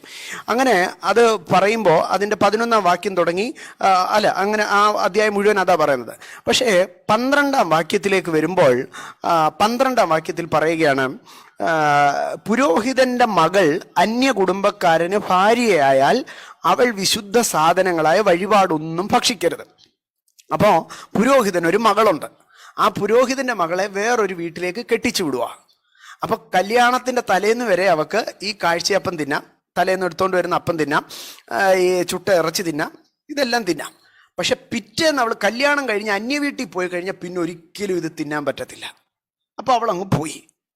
പക്ഷെ അവൾ അവിടെ പോയി 13 വാക്യത്തിൽ പറയാം, പക്ഷെ അവൾ അവിടെ ചെന്നു. അടുത്ത വാക്യം, പുരോഹിതന്റെ മകൾ വിധവയോ ഉപേക്ഷിക്കപ്പെട്ടവളോ ആയി സന്തതിയില്ലാതെ അപ്പന്റെ വീട്ടിലേക്ക് തൻ്റെ ബാല്യത്തിൽ എന്ന പോലെ മടങ്ങി വന്നാൽ അവൾക്ക് അപ്പന്റെ ആഹാരം ഭക്ഷിക്കാം, എന്നാൽ യാതൊരു അന്യനും അത് ഭക്ഷിക്കരുത്. അപ്പോൾ അവിടെ ഒരു സിറ്റുവേഷൻ ഉളവായി വരികയാണ്. ഇവളിങ്ങനെ അന്യ വീട്ടിലേക്ക് പോയി. അവിടെ ചെന്ന് നമുക്ക് 2 കാര്യങ്ങൾ സംഭവിക്കാം. ഒന്നുകിൽ അവൾ വിധവയായിത്തീരാം. വിധവയായിത്തീരുന്നത് ആരുടെയെങ്കിലും തെറ്റാണോ? വിധവയായിത്തീരുന്നത് ആരുടെയും തെറ്റല്ല. അത് ഒരുപക്ഷെ അവളുടെ വിധിയായിരിക്കാം, അവളുടെ ജീവിതത്തിന്റെ അവസ്ഥയായിരിക്കാം. അവളുടെ ഭർത്താവ് മരിച്ചുപോയി, അത് അവളുടെ നമ്മൾ പറയും വിധിയാണെന്നൊക്കെ പറയും. അതുപോലെ അത് അവൾക്ക് സംഭവിച്ചു. രണ്ടാമതായി പറയുകയാണ്, അവൾ ഉപേക്ഷിക്കപ്പെടാം. ഉപേക്ഷിക്കപ്പെടുന്നതിന് പ്രധാനമായി 3 കാരണങ്ങളാണ് ഒരു സ്ത്രീ ഉപേക്ഷിക്കപ്പെടുന്നതിന്, പ്രത്യേകിച്ച് യഹൂദ ഇത് പറഞ്ഞാൽ. ഒന്ന്, പരസംഗം ഹേതുവായി പരസംഗം ആക്ഷേപിക്കപ്പെട്ടാൽ അവളെ ഉപേക്ഷിക്കാം. അപ്പൊ ഇവൾക്ക് ജീവിത വിശുദ്ധി ഇല്ലെന്ന് കണ്ട് അവളെ ഉപേക്ഷിക്കാം. 2, ഭർത്താവിന് ഇവളെ ഇഷ്ടമല്ലെങ്കിൽ ഇവളെ അങ്ങ് വിട്ടുകളയാം. ഒന്നുകിൽ ഇവളുടെ പിഴവ് അല്ലെങ്കിൽ ഭർത്താവിന്റെ പിഴവ്. 3, ഇവൾക്ക് സന്തതിയെ ജനിപ്പിക്കാൻ കഴിഞ്ഞില്ല, ഇവൾക്ക് പുത്രോത്പാദനത്തിനുള്ള ശക്തി ഇല്ലാത്തത് കാരണം, ഇവളുടെ കഴിവുകേട് കാരണം ഭർത്താവ് ഇവളെ ഉപേക്ഷിക്കാം. ഇങ്ങനെ ഏതെങ്കിലും ഒരു കാരണവശാൽ അവൾ ഉപേക്ഷിക്കപ്പെട്ടാൽ ഒന്നുകിൽ വിധി അവളുടെ ജീവിതം തകർത്തു, അല്ലെങ്കിൽ മനുഷ്യൻ അവളുടെ ജീവിതം തകർത്തു. അപ്പൊ ദൈവം പറയാം, അങ്ങനെ ഒരു സാഹചര്യം വന്നാൽ അവൾ എങ്ങോട്ട് പോകണമെന്ന് ചിന്തിക്കരുത്. അവള് ബാല്യത്തിലെ പോലെ അപ്പന്റെ വീട്ടിലേക്ക് ഇങ്ങ് മടങ്ങി വരട്ടെ. അവളിങ്ങ് മടങ്ങി വരാൻ പറ. അവളുടെ ജീവിതത്തിൽ വിധിയുടെ വൈപരീത്യം നേരിട്ട് അവൾക്കൊരു കഷ്ടമുണ്ടായാൽ അവളിങ്ങ് മടങ്ങി വരാൻ പറയണം കേട്ടോ. മനുഷ്യൻ അവളെ ഉപേക്ഷിച്ചാൽ, അവളുടെ തെറ്റുകൊണ്ടാകട്ടെ, അവളുടെ കഴിവുകേടുകൊണ്ടാകട്ടെ, എന്തുകൊണ്ടാകട്ടെ, മനുഷ്യൻ അവളെ ഉപേക്ഷിച്ചാൽ നീ അവളുടെ അടുത്ത് പറയണം ഇങ്ങ് മടങ്ങി വരാൻ പറയണം. അങ്ങനെ മടങ്ങി വന്നാൽ അവളുടെ അപ്പന്റെ ഭക്ഷണം അവക്ക് കഴിക്കാം. എന്ന് പറഞ്ഞാൽ ഏതാ അവളുടെ അപ്പന്റെ ഭക്ഷണം? അവിടെ അപ്പൻ ജോലിക്ക് പോകുമ്പോൾ കിട്ടുന്നതാണോ? അല്ല, അവളുടെ അപ്പൻ പള്ളിയിലെ പുരോഹിതനാ. ആ പുരോഹിതൻ വീട്ടിൽ വരുമ്പോ കാഴ്ചയപ്പം തലേന്നത്തെ കാഴ്ചയപ്പം എടുത്തോണ്ട് വരും, യാഗപീഠത്തിലെ ഇറച്ചി എടുത്തോണ്ട് വരും. അപ്പൊ അതിനകത്തുള്ള ആ സ്നേഹം എന്താണെന്ന് ഞാൻ പറഞ്ഞോട്ടെ. ദൈവം പറയാ, മനുഷ്യൻ അവളെ ഉപേക്ഷിച്ചിട്ട് ജീവിതത്തിന്റെ പ്രതിസന്ധി മുഖാന്തരം അവക്ക് പോകാൻ ഒരിടമില്ലാതെ അവളും മടങ്ങി വന്നാലേ അവക്ക് എൻ്റെ മേശയിലിരിക്കുന്ന അപ്പം ഉണ്ടല്ലോ, എൻ്റെ ജനം എനിക്ക് കൊണ്ടുവരുന്ന യാഗമൃഗത്തിന്റെ ഇറച്ചി ഉണ്ടല്ലോ, അതാ കൊച്ചിന് കൊടുത്തേക്കണം കേട്ടോ. ഹോ, എന്തൊരു കരുണയാ സഹോദരങ്ങളെ! മടങ്ങി വരുന്നവനോട് ദൈവം കാണിക്കുന്ന കരുണ. ഇന്ന് പകൽക്കാലം ജീവിതത്തിൻ്റെ ഏത് അവസ്ഥയായിരുന്നാലും ധൈര്യത്തോടെ ദൈവത്തിങ്കിലേക്ക് അടുത്തു വരണം. ദൈവം അവിടെ ദൈവം പറയാ, അവളെ ആരെങ്കിലും ഉപേക്ഷിച്ചാല് അവൾ എങ്ങും അലഞ്ഞു തിരിയരുതെന്ന് പറയണം. അവളിങ്ങ് മടങ്ങി വരാൻ പറ. എൻ്റെ മേശയില എന്നും അപ്പം വെക്കത്തില്ലേ? എൻ്റെ മേശയിൽ അപ്പം വെക്കത്തില്ലേ? എൻ്റെ മേശയിൽ അപ്പം വെക്കുമെങ്കിൽ അവക്കും അതിൽ നിന്നൊരു അപ്പം കൊടുക്കണം. ഹോ, എൻ്റെ യാഗപീഠത്തിൽ മൃഗം ചുടത്തില്ലേ? അങ്ങനെ ഉണ്ടെങ്കിൽ അവക്കും ഭക്ഷണം ഉണ്ടാകും. ചുരുക്കി പറഞ്ഞ ദൈവം പറയുകയാ, എൻ്റെ ആലയത്തിൽ ഭക്ഷണം ഉണ്ടെങ്കിൽ അവക്കും ഭക്ഷണം ഉണ്ടാകും. മടങ്ങി വരുന്ന ദൈവപൈതലിനുള്ള ഉറപ്പ. ഇന്ന് പകൽക്കാലം ദൈവത്തിങ്കിലേക്ക് മടങ്ങി വരാൻ എവിടെങ്കിലും നമ്മുടെ കാല് വിറയ്ക്കുമോ? എവിടെങ്കിലും നമ്മുടെ മനസ്സ് അധൈര്യപ്പെടുമോ? സഹോദരങ്ങളെ, ഇത്ര കരുണയോടൊപ്പം പറയുക, വിധി നിന്റെ ജീവിതത്തെ തകർത്താലും മനുഷ്യൻ നിന്റെ ജീവിതത്തെ തകർത്താലും നീ എവിടെ അലഞ്ഞു തിരിയണ്ട. നീ എൻ്റെ അടുക്കലേക്ക് വാ. എൻ്റെ മേശയിൽ അപ്പം ഉണ്ടെങ്കിൽ നിന്റെ വയറ് വിശക്കത്തില്ല. എൻ്റെ കയ്യിൽ നന്മയുണ്ടെങ്കിൽ നിനക്കൊരിക്കലും കുറവ് വരത്തില്ല. ഇന്ന് പകൽ വിശ്വസിച്ചാട്ട്, എനിക്കൊരു നല്ല ദൈവമുണ്ട്, എനിക്കൊരു നല്ല അപ്പനുണ്ട്. If you return, you should return to God. നിങ്ങൾക്ക് മടങ്ങി വരാൻ ജീവിതത്തിൽ ഒരു റിട്ടേൺ ആഗ്രഹമുണ്ടോ? അത് ദൈവത്തിങ്കിലേക്കായിരിക്കണം. എന്തൊരു മനസ്സലിവാ ദൈവത്തിൻ്റെ മനസ്സലിവ്, എന്തൊരു മനസ്സലിവ്. മുമ്പേ രമ്യ 3:14 വായിച്ചല്ലോ, വിശ്വാസത്യാഗിനിയായ മകളെ മടങ്ങിവ. വിശ്വാസത്തിന്റെ തികവുള്ള ഒരു മകളെ നോക്കിയിട്ട് വരാനല്ല കർത്താവ് പറഞ്ഞത്. നീ ആയിരിക്കുന്ന അവസ്ഥയിൽ മടങ്ങിവ. വിട്ടു കളയാൻ കഴിയാത്ത ഒരു രൂത്തിനെ പോലെ ഒരു സംഗതി നിന്റെ ജീവിതത്തിലുണ്ടോ? നീ ആ രൂത്തിനെ കൊണ്ട് ദൈവസന്നിധിയിൽ വാ. ആമേൻ. ദൈവ ആ രൂത്തിൽ കൂടെ നിനക്ക് നന്മയെ ചെയ്യും. ആ വിധി തകർത്തതോ മനുഷ്യൻ ഉപേക്ഷിച്ചതോ ആയ സാഹചര്യം ഉണ്ടോ? നീ മടങ്ങി വാ. ദൈവം പറയുക, അവളിങ്ങ് വരാൻ പറ, എൻ്റെ മേശയിൽ അപ്പം ഒരെണ്ണം എടുത്തു കൊടുക്കണം. അവളെ പട്ടിണിക്കിടരുത്, അവളെ പട്ടിണിക്കിടരുത്. ഇന്ന് പകൽക്കാലം ദൈവമക്കളെ, നമുക്ക് ദൈവത്തിങ്കിലേക്ക് അടുത്തു പോകാൻ ഒരു ഭയങ്കര കോൺഫിഡൻസ് ഉണ്ടായിരിക്കണം. എൻ്റെ കർത്താവ് എന്നെ തള്ളിക്കളയത്തില്ല. അതുകൊണ്ടാണ് എബ്രായ ലേഖനത്തിൽ പറഞ്ഞത്, അതുകൊണ്ട് കരുണ ലഭിപ്പാനും തത്സമയത്ത് സഹായത്തിനുള്ള കൃപ ലഭിപ്പാനുമായി ധൈര്യത്തോടെ കൃപാസനത്തിങ്കിലേക്ക് അടുത്തു ചെല്ലാം. മോശ ദൈവത്തിൻ്റെ പർവ്വതത്തിങ്കിലേക്ക് പാളയം മുഴുവൻ പിഴച്ചു. മോശ കോപിച്ച് പലക മുഴുവൻ ഉടച്ചു കളഞ്ഞു. ആമേൻ. തിരിച്ചിപ്പം വെറും കയ്യനായി മോശ കയറി ചെന്നേക്കുക. വെറും കയ്യനായി മോശ ഇങ്ങനെ ദൈവമുഖത്തേക്ക് നോക്കിയിരിക്കുക. മോശയുടെ അടുക്ക ദൈവം പറഞ്ഞു, മോശേ, നീ പോയി 2 പലക ഉണ്ടാക്കി കൊണ്ടുവാ, ഞാൻ നിനക്ക് ഒന്നും കൂടെ എഴുതിത്തരാം. ഇന്ന് പകൽക്കാല സഹോദരങ്ങളെ, ജീവിതത്തിൽ ഇത്ര കരുണയുള്ള ഒരു ദൈവം നമുക്ക് വേണ്ടി കാത്തിരിക്കുമ്പോൾ, ഇത്ര കരുണയുള്ള ഒരു ദൈവം നമുക്ക് വേണ്ടി കാത്തിരിക്കുമ്പോൾ എന്തിനു മടങ്ങി വരുവാൻ താമസിക്കണം? ആ ഇൻറ്റിമസിയിലേക്ക്, കഴിഞ്ഞ ദിവസം ഞാൻ ഓർപ്പിച്ചല്ലോ, ആ ഇൻറ്റിമസിയിലേക്ക്, ആ ദൈവവുമായുള്ള ആഴമേറിയ ബന്ധത്തിലേക്ക് നമുക്കൊന്ന് മടങ്ങി വരാം. ജീവിതത്തിൽ മനുഷ്യൻ ചെയ്തതോ പിശാചി ചെയ്തതോ ഒക്കെ 1000 കൂട്ടം കാര്യങ്ങൾ കാണും. വിട്ടുകളാ, ദൈവത്തിങ്കലേക്ക് മടങ്ങി വാ. ഈ നാളുകളിൽ ആ ദൈവ സാന്നിധ്യത്തിലേക്ക്, ആ ദൈവ സ്നേഹത്തിലേക്ക്, ആ ദൈവിക ബന്ധത്തിൻ്റെ ആഴത്തിലേക്ക് നമുക്കൊന്ന് അടുത്ത് ചെല്ലാം. If you return, you should return to God. നിങ്ങൾ മടങ്ങി വരുന്നെങ്കിൽ, ജീവിതത്തിൽ ഏതെങ്കിലും മേഖലയിൽ ഒരു റിസ്റ്റോറേഷൻ നിങ്ങൾക്ക് ആഗ്രഹമുണ്ടെങ്കിൽ, you should return to God. ദൈവത്തിങ്കിലേക്ക് ഒരു റിട്ടേൺ ഉണ്ടോ, ജീവിതത്തിൽ ഒരു റിട്ടേൺ, ഒരു റിസ്റ്റോറേഷൻ ഉണ്ടാകും. ആകയാൽ നമുക്ക് ദൈവത്തിങ്കിലേക്ക് മടങ്ങി വരാം. ആകയാൽ ഒന്ന്, ദൈവത്തിങ്കിലേക്ക് മടങ്ങി വരുമ്പോൾ നമ്മളെ അലട്ടുന്ന ഒരു വിഷയം ദൈവം കോപിക്കുമോ എന്നുള്ളതാ. ദൈവം കോപിക്കുമോ? അവിടെ ദൈവം പറയുക, ഞാൻ കോപിക്കത്തില്ല മക്കളെ, നിങ്ങളിങ്ങി വാ, ഞാൻ കോപിക്കത്തില്ല, നിങ്ങളിങ്ങി വാ. ഈ ഒരു ഭാഗമൊക്കെ പറയുമ്പോൾ നമ്മുടെ കുട്ടിക്കാലത്തൊക്കെ നിങ്ങളുടെയൊക്കെ വീട്ടിൽ കുഞ്ഞുങ്ങളുണ്ടല്ലോ, എന്തെങ്കിലുമൊക്കെ കുഴപ്പം കാണിക്കും. ഇപ്പോൾ ഒക്കെ കുഞ്ഞുങ്ങളെ അടിക്കാത്തതുകൊണ്ട് അത്രയും ഇത് വരത്തില്ല. കുഞ്ഞുങ്ങളെയൊക്കെ എന്തെങ്കിലും കുഴപ്പം കാണിക്കുമ്പം നമ്മൾ അവരുടെ അടുത്ത് പറയും, വാടാ ഇവിടെ, വാടാ ഇവിടെ. അപ്പം നമ്മളെന്ത് പറയുന്നറിയോ? ഞാൻ വരത്തില്ല, വന്ന അമ്മ എന്നെ അടിക്കും. ഞാൻ വരത്തില്ല, വന്ന അമ്മ എന്നെ അടിക്കും. അപ്പം ഈ അമ്മ എന്ത് ചെയ്യുന്നറിയോ? വടി ഇങ്ങനെ പുറകെ പിടിച്ചിട്ട് പറയും, അടിക്കത്തില്ല, ഇവിടെ വാടാ, അടിക്കത്തില്ല, ഇവിടെ വാ. പക്ഷെ ഇവനറിയാം അമ്മയുടെ കൈ വടിയുണ്ടെന്ന്. അവൻ പിന്നെ അമ്മയുടെ അടുത്ത് പറയും, അമ്മയുടെ കൈ വടിയുണ്ട്, ഞാൻ വരത്തില്ല, അമ്മയുടെ കൈ വടിയുണ്ട്, വരത്തില്ല. അവസാനം ഈ അമ്മയാണോ തോക്കുന്ന, മോനാണോ തോക്കുന്നത്? അമ്മയുടെ കൈ വടിയിരിക്കുന്ന കാലത്തോളം ഇവൻ തിരിച്ചു വരത്തില്ല. അവസാനം ഈ അമ്മ എന്ത് ചെയ്യുന്നറിയാവോ? വടി താഴെ ഇട്ടിട്ട് പറയും, ദേ അമ്മയുടെ കൈ വടിയില്ല, അപ്പയുടെ കൈ വടിയില്ല, ബാ മക്കളിങ്ങി ബാ, ഞാൻ എടുക്കാം. ഈ വടി പിടിച്ചിരുന്ന കൈ 2 നീട്ടി അമ്മ മോനെ എടുക്കാന്ന് പറയുമ്പോഴേ ഈ കുഞ്ഞു മടങ്ങി വരുന്നത്. ഇതുപോലെ ദൈവം പറയുക, ഇസ്രായേലേ, ഞാൻ വടി പിടിച്ചിട്ടില്ല, എൻ്റെ കൈ വടിയില്ല, ദേ നോക്ക്, ഞാൻ കോപം കാണിക്കത്തില്ല, ഞാൻ നിന്നെ വാരിയെടുക്കാം, നീ മടങ്ങി വാ. ഇന്ന് പകൽക്കാലം ദൈവമക്കളെ, ആ സ്നേഹം കണ്ടാൽ, ആ കരുണ കണ്ടാൽ, ആ വാത്സല്യം കണ്ടാൽ, ദൈവത്തിങ്കിലേക്കൊന്ന് നോക്ക്, ദൈവത്തിങ്കിലേക്കൊന്ന് നോക്ക്, ദൈവത്തിങ്കിലേക്കൊന്ന് നോക്ക്, ദൈവത്തിങ്കിലേക്കൊന്ന് നോക്ക്. അവിടെ കണക്ക് പറയുന്ന ഒരപ്പനല്ല, അവിടെ ചോദ്യം ചോദിക്കുന്ന ഒരപ്പനല്ല, പിന്നെയോ ഓടി വന്ന് കഴുത്തിൽ കെട്ടിപ്പിടിക്കുന്ന ഒരപ്പൻ, ഓടി വന്ന് കഴുത്തിൽ കെട്ടിപ്പിടിക്കുന്ന ഒരപ്പൻ. ഇന്ന് പകൽ വിശ്വസിച്ചാട്ട് ഞാൻ എൻ്റെ യേശുവിൻ്റെ അടുക്കലേക്ക് ചെല്ലും. ഞാൻ എൻ്റെ യേശുവിൻ്റെ അടുക്കലേക്ക് ചെല്ലും. ഞാൻ എൻ്റെ യേശുവിൻ്റെ അടുക്കലേക്ക് ചെല്ലും. ഇന്ന് രാത്രി 12 മണിക്ക് തുടങ്ങി പ്രാർത്ഥിക്കാനിരിക്കുക. എന്നും ഇനി രാത്രി 12 മണിക്ക്. എന്നാൽ നമ്മൾ ഇന്ന് രാത്രി 12 മണിക്ക് ചെല്ലുന്ന ഉടനെ കർത്താവ് ഇന്നലെ രാത്രി 12 മണിക്ക് എവിടെ ആയിരുന്നടാ? കഴിഞ്ഞ രാത്രികളെല്ലാം നീ കിടന്നുറങ്ങുമല്ലായിരുന്നോ? എന്നിട്ട് ഇപ്പം എന്തോ നിനക്ക് ഇത്ര പ്രാർത്ഥിക്കാൻ ആഗ്രഹം? തമ്പുരാൻ ചോദിക്കത്തില്ല.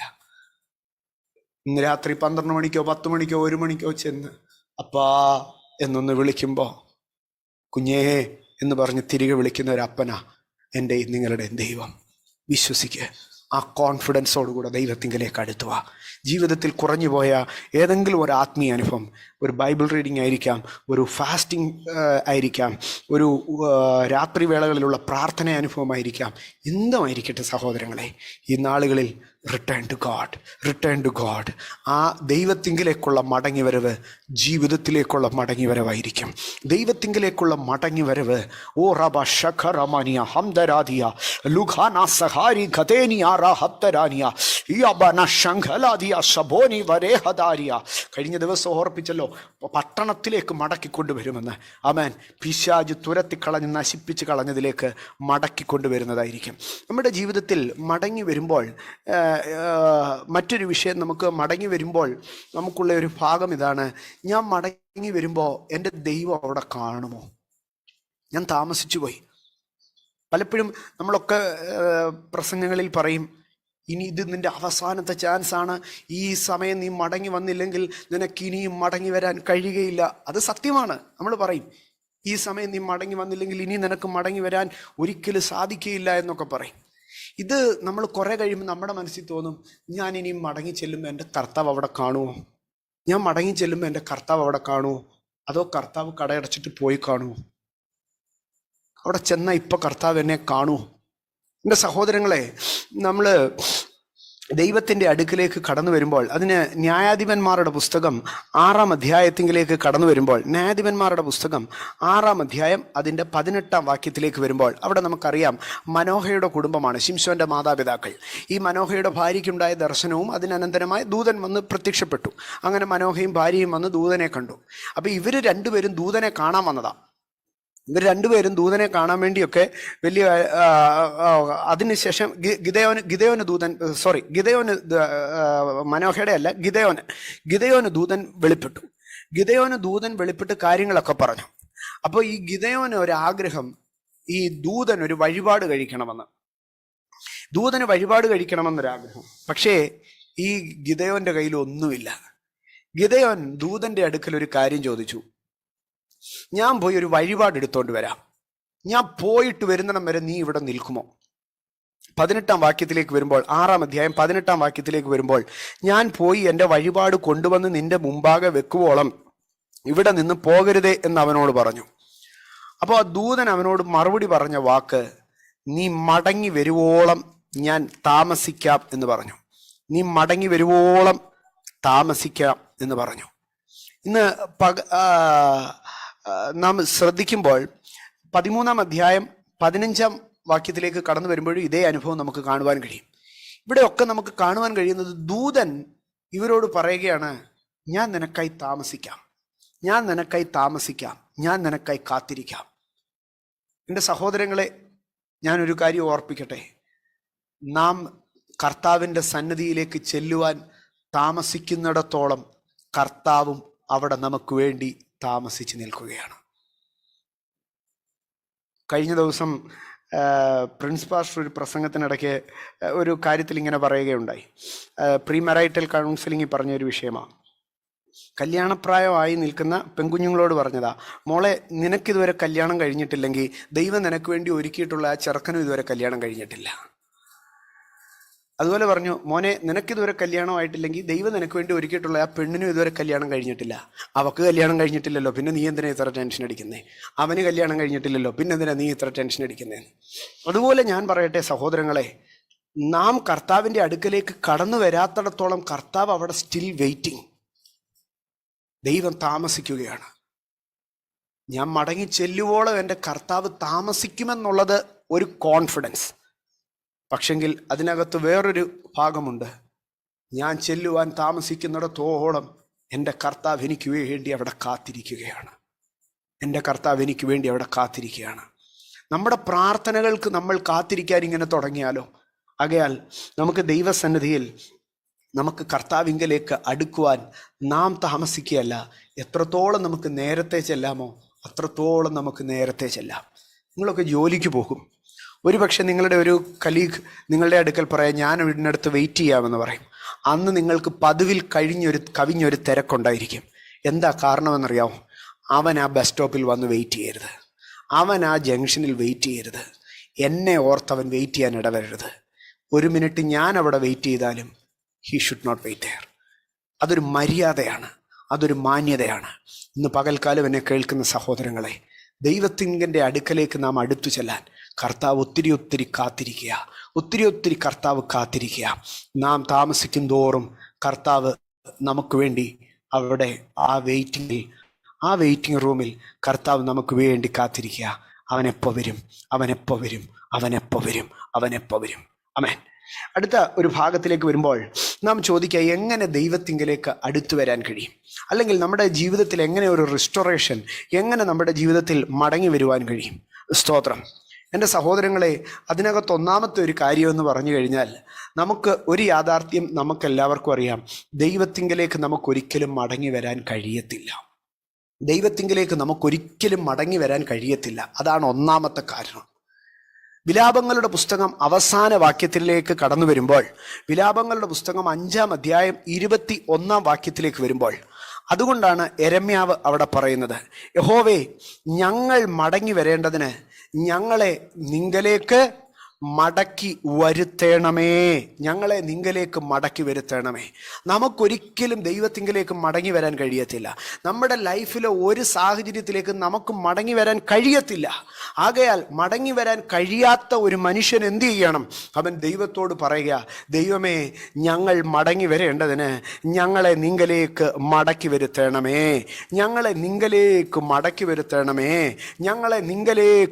വരുത്തണമേ. അതെന്താണെന്നറിയാമോ?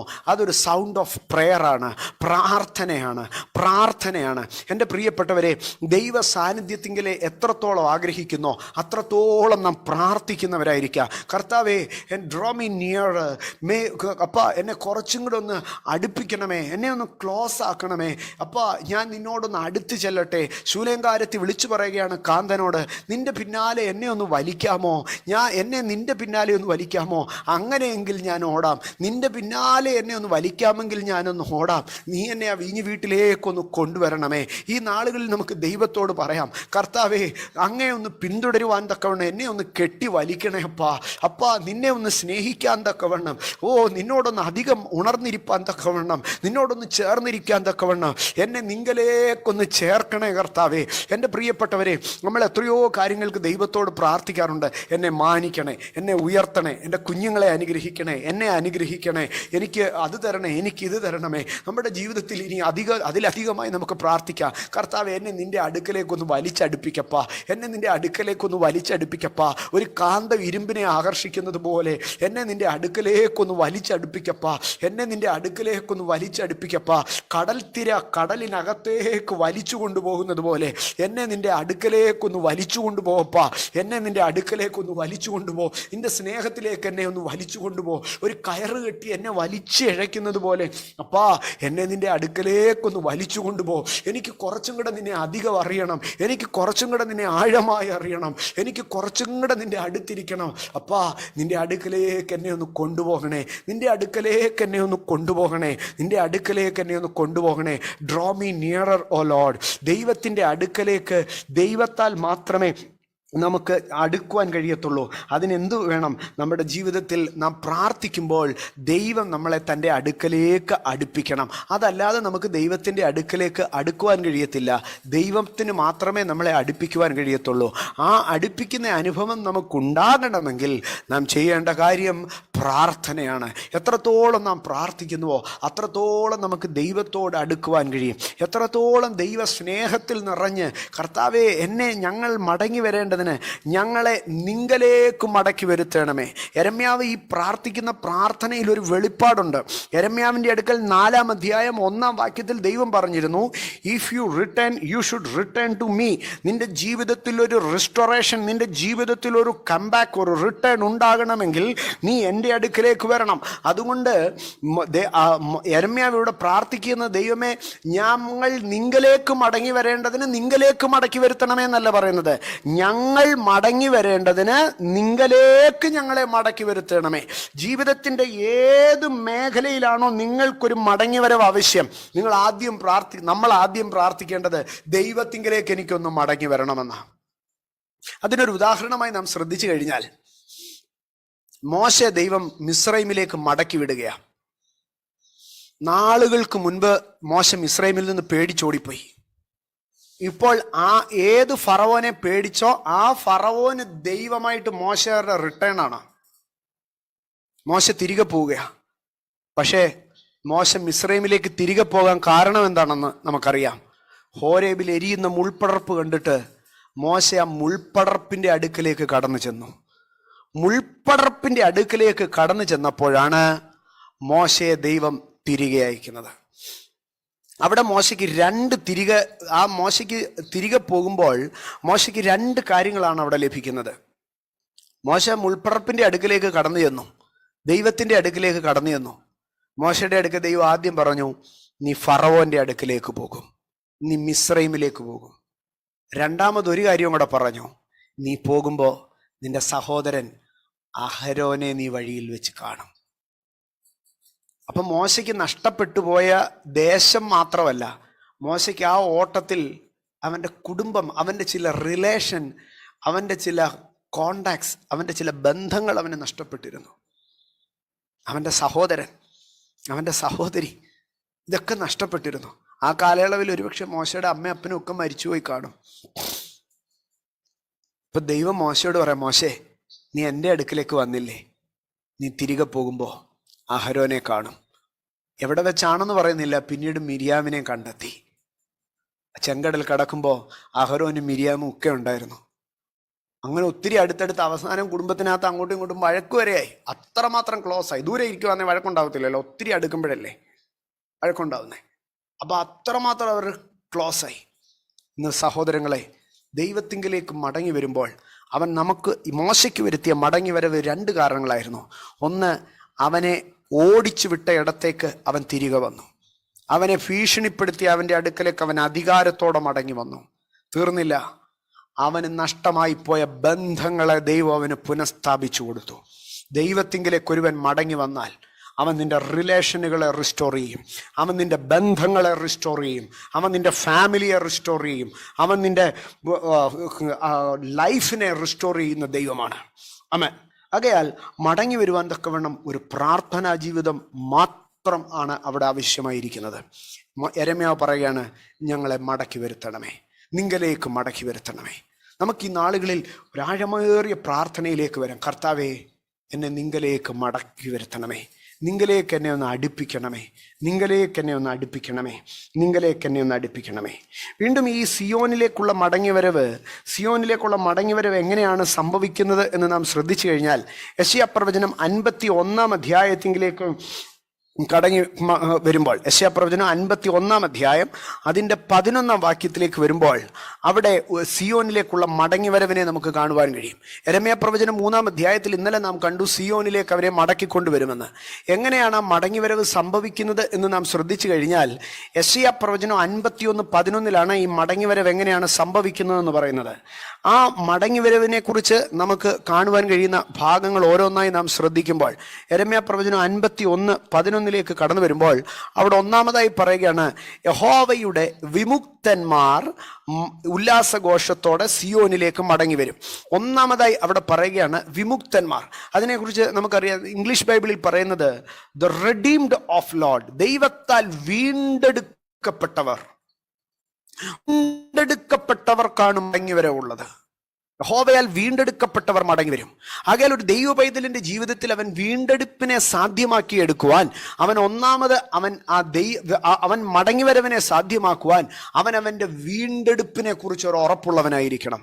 യഹോവയാൽ വീണ്ടെടുക്കപ്പെട്ടവർ മടങ്ങി വരും.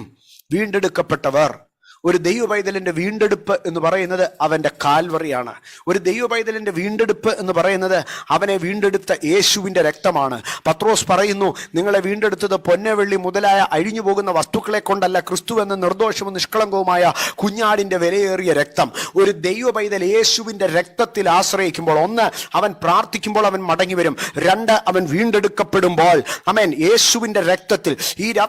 ഈ പകൽക്കാലം എന്നെ കേൾക്കുന്ന ദൈവമക്കളെ, ജീവിതത്തിലെ ഏത് മേഖലകളിൽ നിങ്ങൾക്കൊരു മടങ്ങിവരവ് ആഗ്രഹമുണ്ടോ, അത് ഒരുപക്ഷെ നിങ്ങളുടെ ഫിനാൻഷ്യൽ ആയിരിക്കട്ടെ, സ്പിരിച്വൽ ആകട്ടെ, മെറ്റീരിയൽ ആകട്ടെ, ഫിസിക്കൽ ആകട്ടെ, ഫാമിലി ആകട്ടെ, എന്തുമാകട്ടെ, വീണ്ടെടുക്കപ്പെട്ടവൻ മടങ്ങി വരും. ആമേൻ. യേശുവിന്റെ രക്തത്തിൽ നിങ്ങൾ വിശ്വസിക്കുക. അവൻ നിങ്ങളെ തന്റെ രക്തത്താലും കാൽവറിയാലും വീണ്ടെടുത്തുവെങ്കിൽ ആ വീണ്ടെടുപ്പിന്റെ പിമ്പിൽ ഒരു ഉദ്ദേശമുണ്ട്. വീണ്ടെടുത്തത് മടങ്ങി വരാനാ. ഇന്ന് പകലൊന്ന് പറഞ്ഞാട്ട്, എന്റെ കർത്താവ് എന്നെ വീണ്ടെടുത്തത് ഞാനൊന്ന് മടങ്ങി വരാനാ. എന്റെ ദൈവം എന്നെ വീണ്ടെടുത്തത് മടങ്ങി വരാനാണ്. ആമേൻ. Redemption is equal to return. ആമേൻ. വീണ്ടെടുപ്പ് എന്ന് പറഞ്ഞാൽ ഒരു മടങ്ങി വരവാണ്. അതുകൊണ്ടാണ് നമ്മളിൽ അനേക സാക്ഷി കേൾക്കാറുണ്ടല്ലോ, വിശ്വാസത്തിലേക്ക് കടന്നു വന്നു, സ്നാനപ്പെട്ടു, വീണ്ടെടുക്കപ്പെട്ടപ്പോൾ ഭൗമികമായ നന്മകളൊക്കെ അവർക്ക് തിരിച്ചു കിട്ടിയ, അനുഗ്രഹങ്ങൾ കിട്ടിയെന്ന്. അത് പറയുന്നത് സ്നാനപ്പെടുമ്പോൾ അനുഗ്രഹിക്കപ്പെടുമെന്നല്ല, പകരം അത് ദൈവത്തിന്റെ ഒരു നീതിയാണ്. വീണ്ടെടുക്കപ്പെട്ടവൻ മടങ്ങി വരും. വീണ്ടെടുക്കപ്പെട്ടവൻ മടങ്ങി വരും. ഈ നാളുകളിൽ നമ്മുടെ സമൂഹങ്ങളിൽ, നമ്മുടെ കുടുംബങ്ങളോട് നമുക്ക് ധൈര്യത്തോടു കൂടി പറയാം, നിനക്കൊരു മടങ്ങി വരവ് ജീവിതത്തിൽ ആവശ്യമുണ്ടോ? വീണ്ടെടുപ്പ് നിന്നെ മടക്കിക്കൊണ്ടുവരും. ഇന്ന് പകൽക്കാലം നമുക്ക് പറയുവാൻ കഴിയും, എന്നെ മടക്കിക്കൊണ്ടുവന്നത് ദൈവത്തിന്റെ വീണ്ടെടുപ്പാണ്. ആമേൻ. എന്റെ യേശു കർത്താവിന്റെ രക്തത്താൽ ഉള്ള വീണ്ടെടുപ്പ്. വീണ്ടും അതിന്റെ അടുത്ത ഭാഗത്തേക്ക് വരുമ്പോൾ അവിടെ ഒന്നാമതായി പറയുകയാണ്, സ്തോത്രം, യഹോവയുടെ വിമുക്തന്മാർ, അല്ലെങ്കിൽ ദ റെഡീംഡ് ഓഫ് ലോർഡ്, വീണ്ടെടുക്കപ്പെട്ടവർ മടങ്ങി വരും. ഇനി അടുത്ത ഭാഗത്തിലേക്ക് കടന്നു വരുമ്പോൾ അതിന്റെ വീണ്ടെടുപ്പ് മാത്രമല്ല അവരെ മടക്കി വരുത്തിയത്. വീണ്ടും അതിന്റെ ഭാഗത്തിലേക്ക് വരുമ്പോൾ വിമുക്തന്മാർ ഉല്ലാസഘോഷത്തോടെ സിയോനിലേക്ക് മടങ്ങി വരും. ഉല്ലാസഘോഷത്തോടുകൂടെ മടങ്ങി വരുമെന്നാണ് പറയുന്നത്. ആമേൻ. Redeemed of the Lord shall return.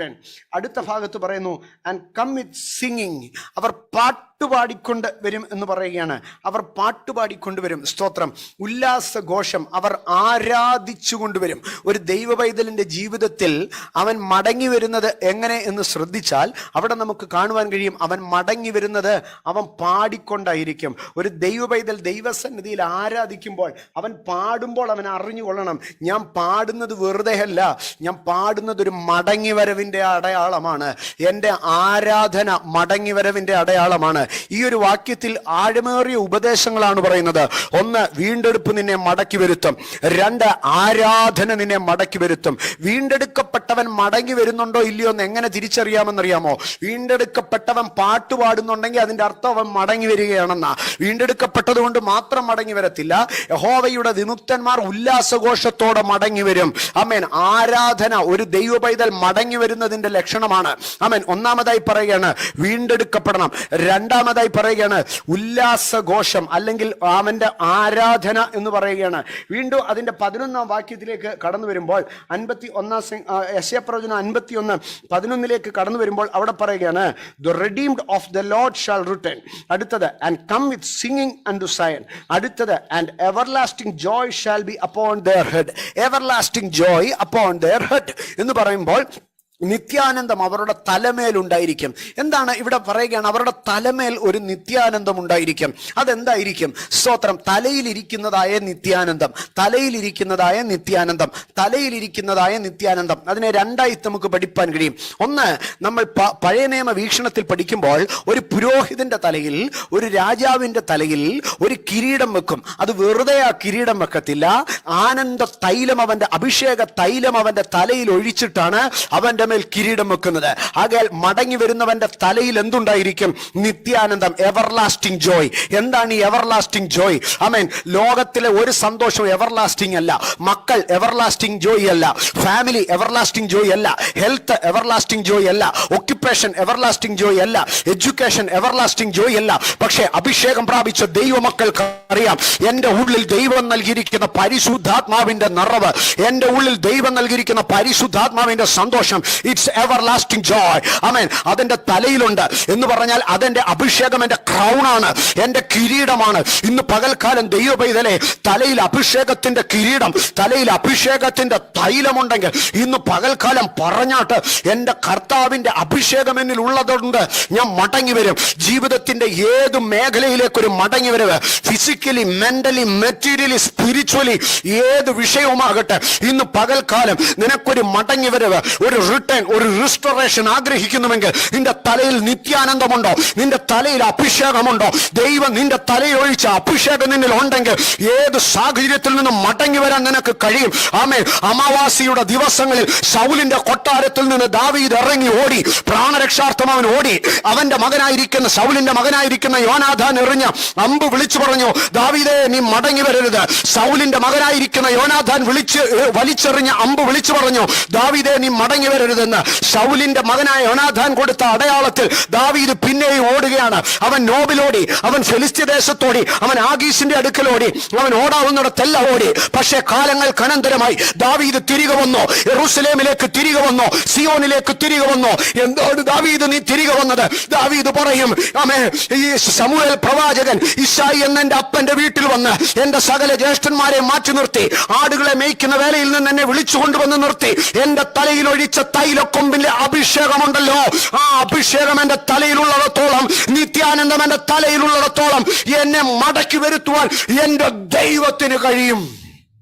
Yes, ഇന്ന് പകൽ വിശ്വസിച്ചാട്ട, അഭിഷേകമുണ്ടെങ്കിൽ എനിക്ക് മടങ്ങി വരാൻ കഴിയും. ഇന്ന് പകൽക്കാലം അഭിഷേകത്തിന്റെ ശക്തി വിട്ടുകളഞ്ഞ ഏതെങ്കിലും ദൈവമക്കൾ ഇതിനകത്തുണ്ടെങ്കിൽ ആത്മാവിൽ ഞാൻ ഉണർത്തിക്കട്ടെ, നിന്റെ മടങ്ങി വരവ് നിന്റെ അഭിഷേകമാണ്.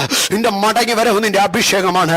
അത് ഒരു പക്ഷേ ശാരീരികത്തിന്റെ ബലമായിരിക്കാം, ഒരു പക്ഷെ അത് ഫിനാൻഷ്യൽ ആയിരിക്കാം, ഒരു പക്ഷെ അത് ഫാമിലി റിലേഷനുകളായിരിക്കാം, അത് ഒരു പക്ഷെ നിന്റെ ജീവിതത്തിലെ മാന്യതയായിരിക്കാം.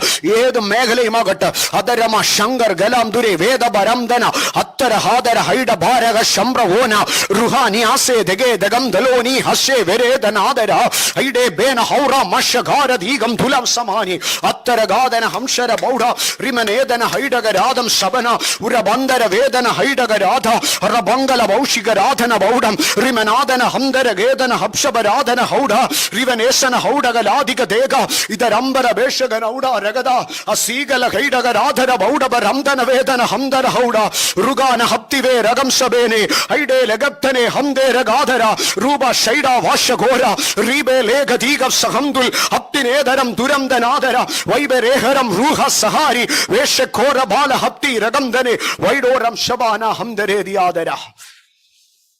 Thank you Lord Jesus. ഉറമ രഗദ ശൈബാരാധ അദർബലാധനം ധരേഗനം ദുരം ശബാര വൈഡപ്രവോന ഹസ്സി ഖരാദര അതലം ധേബരം ധവാശഹേര കൗഡാര ഹത്തിഗാദര റീഖല ശബഹരി ആധര. അഭിഷേകത്തിന്റെ ശക്തിക്ക് ദൈവമക്കളെ നമ്മളെ മടക്കി വരുത്തുവാൻ കഴിയും. ശത്രു ഓടിച്ച ഇടമാകട്ടെ, ഫറവോൻ വെല്ലുവിളിച്ച ഇടമാകട്ടെ, സാഹചര്യങ്ങളുടെ നടുവിൽ ഒരു കൊക്കിനെ പോലെ, ഒരു മീവൽ പക്ഷിയെ പോലെ, ഒരു കുറുപ്രാവിനെ പോലെ ജീവിക്കാൻ പറ്റാത്തത് കൊണ്ട് സ്ട്രഗിൾ ഓഫ് സർവൈവൽ, അതിന്റെ നടുവിൽ നീ അകന്നുപോയവനായിരിക്കാം. എന്നാൽ നിന്നെ മടക്കി വരുത്തുവാൻ നിന്റെ അഭിഷേകത്തിന് കഴിയും. നിന്നെ മടക്കി വരുത്തുവാൻ നിന്റെ അഭിഷേകത്തിന് കഴിയും. നിന്നെ മടക്കി വരുത്തുവാൻ നിന്റെ അഭിഷേകത്തിന് കഴിയുക. നിത്യാനന്ദം നിന്റെ തലയിൽ ഉണ്ടെങ്കിൽ, എവർലാസ്റ്റിംഗ് ജോയ് അറബ ശങ്കലഭാനിയ, ആ അഭിഷേകം നിന്റെ തലയിൽ ഉണ്ടെങ്കിൽ നിന്നെ തടഞ്ഞു നിർത്താൻ ആർക്കും കഴിയത്തില്ല. നീ മടങ്ങി വരുമ്പോൾ ഏത് മല്ലൻ നിന്നെ തടഞ്ഞു നിർത്തട്ടെ, നീ മടങ്ങി വരുമ്പോൾ ഏത് ദേശാധിപ പ്രഭു നിന്നെ തടഞ്ഞു നിർത്തട്ടെ, നീ മടങ്ങി വരുമ്പോൾ ഏത് അന്ധകാര കോട്ട നിന്നെ തടഞ്ഞു നിർത്തട്ടെ. അഭിഷേകം നിന്നിലുണ്ടെങ്കിൽ ഇല്ല ഇല്ല ഇല്ല, ശത്രുവിനെ നിന്നെ തടഞ്ഞു നിർത്താൻ കഴിയത്തില്ല. നിന്റെ തലയിലുള്ള അഭിഷേകം നിന്നെ മടക്കി കൊണ്ടുവരും. ഇന്ന് പകൽക്കാല ആത്മാവിൽ നിറഞ്ഞ് ശത്രുവിനെ ശാസിച്ചാട്ട് നീ മടങ്ങി വരാതെ വേണ്ട. തടഞ്ഞു നിൽക്കുന്ന ഏത് അന്ധകാര ബലമുണ്ടെങ്കിലോ ശക്തമായ ഒരു അഭിഷേകം ഇന്ന് നമ്മുടെ നടുവിലുണ്ട്.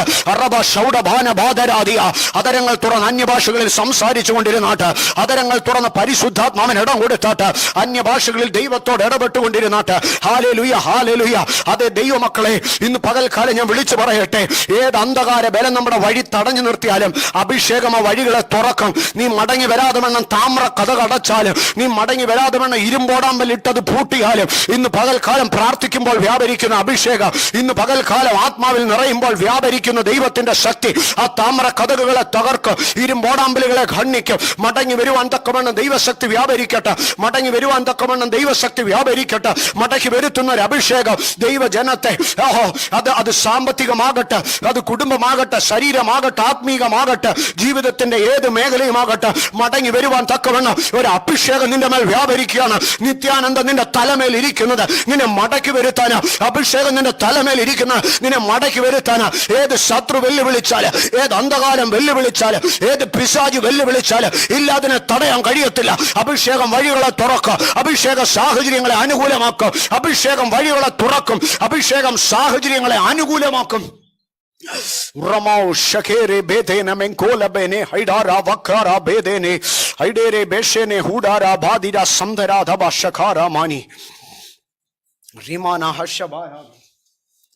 ഒരു കൊക്കോ മീവൽ പക്ഷിയോ പോലെ, ഒരു കുറുപ്രാവോ പെരിഞ്ഞാറയോ പോലെ നീ എന്തിനെയോ ഭയപ്പെട്ട് അകന്നു നിൽക്കുന്നവനായിരിക്കാം. പക്ഷെ ദൈവം നിന്നെ മടക്കിക്കൊണ്ടുവരും.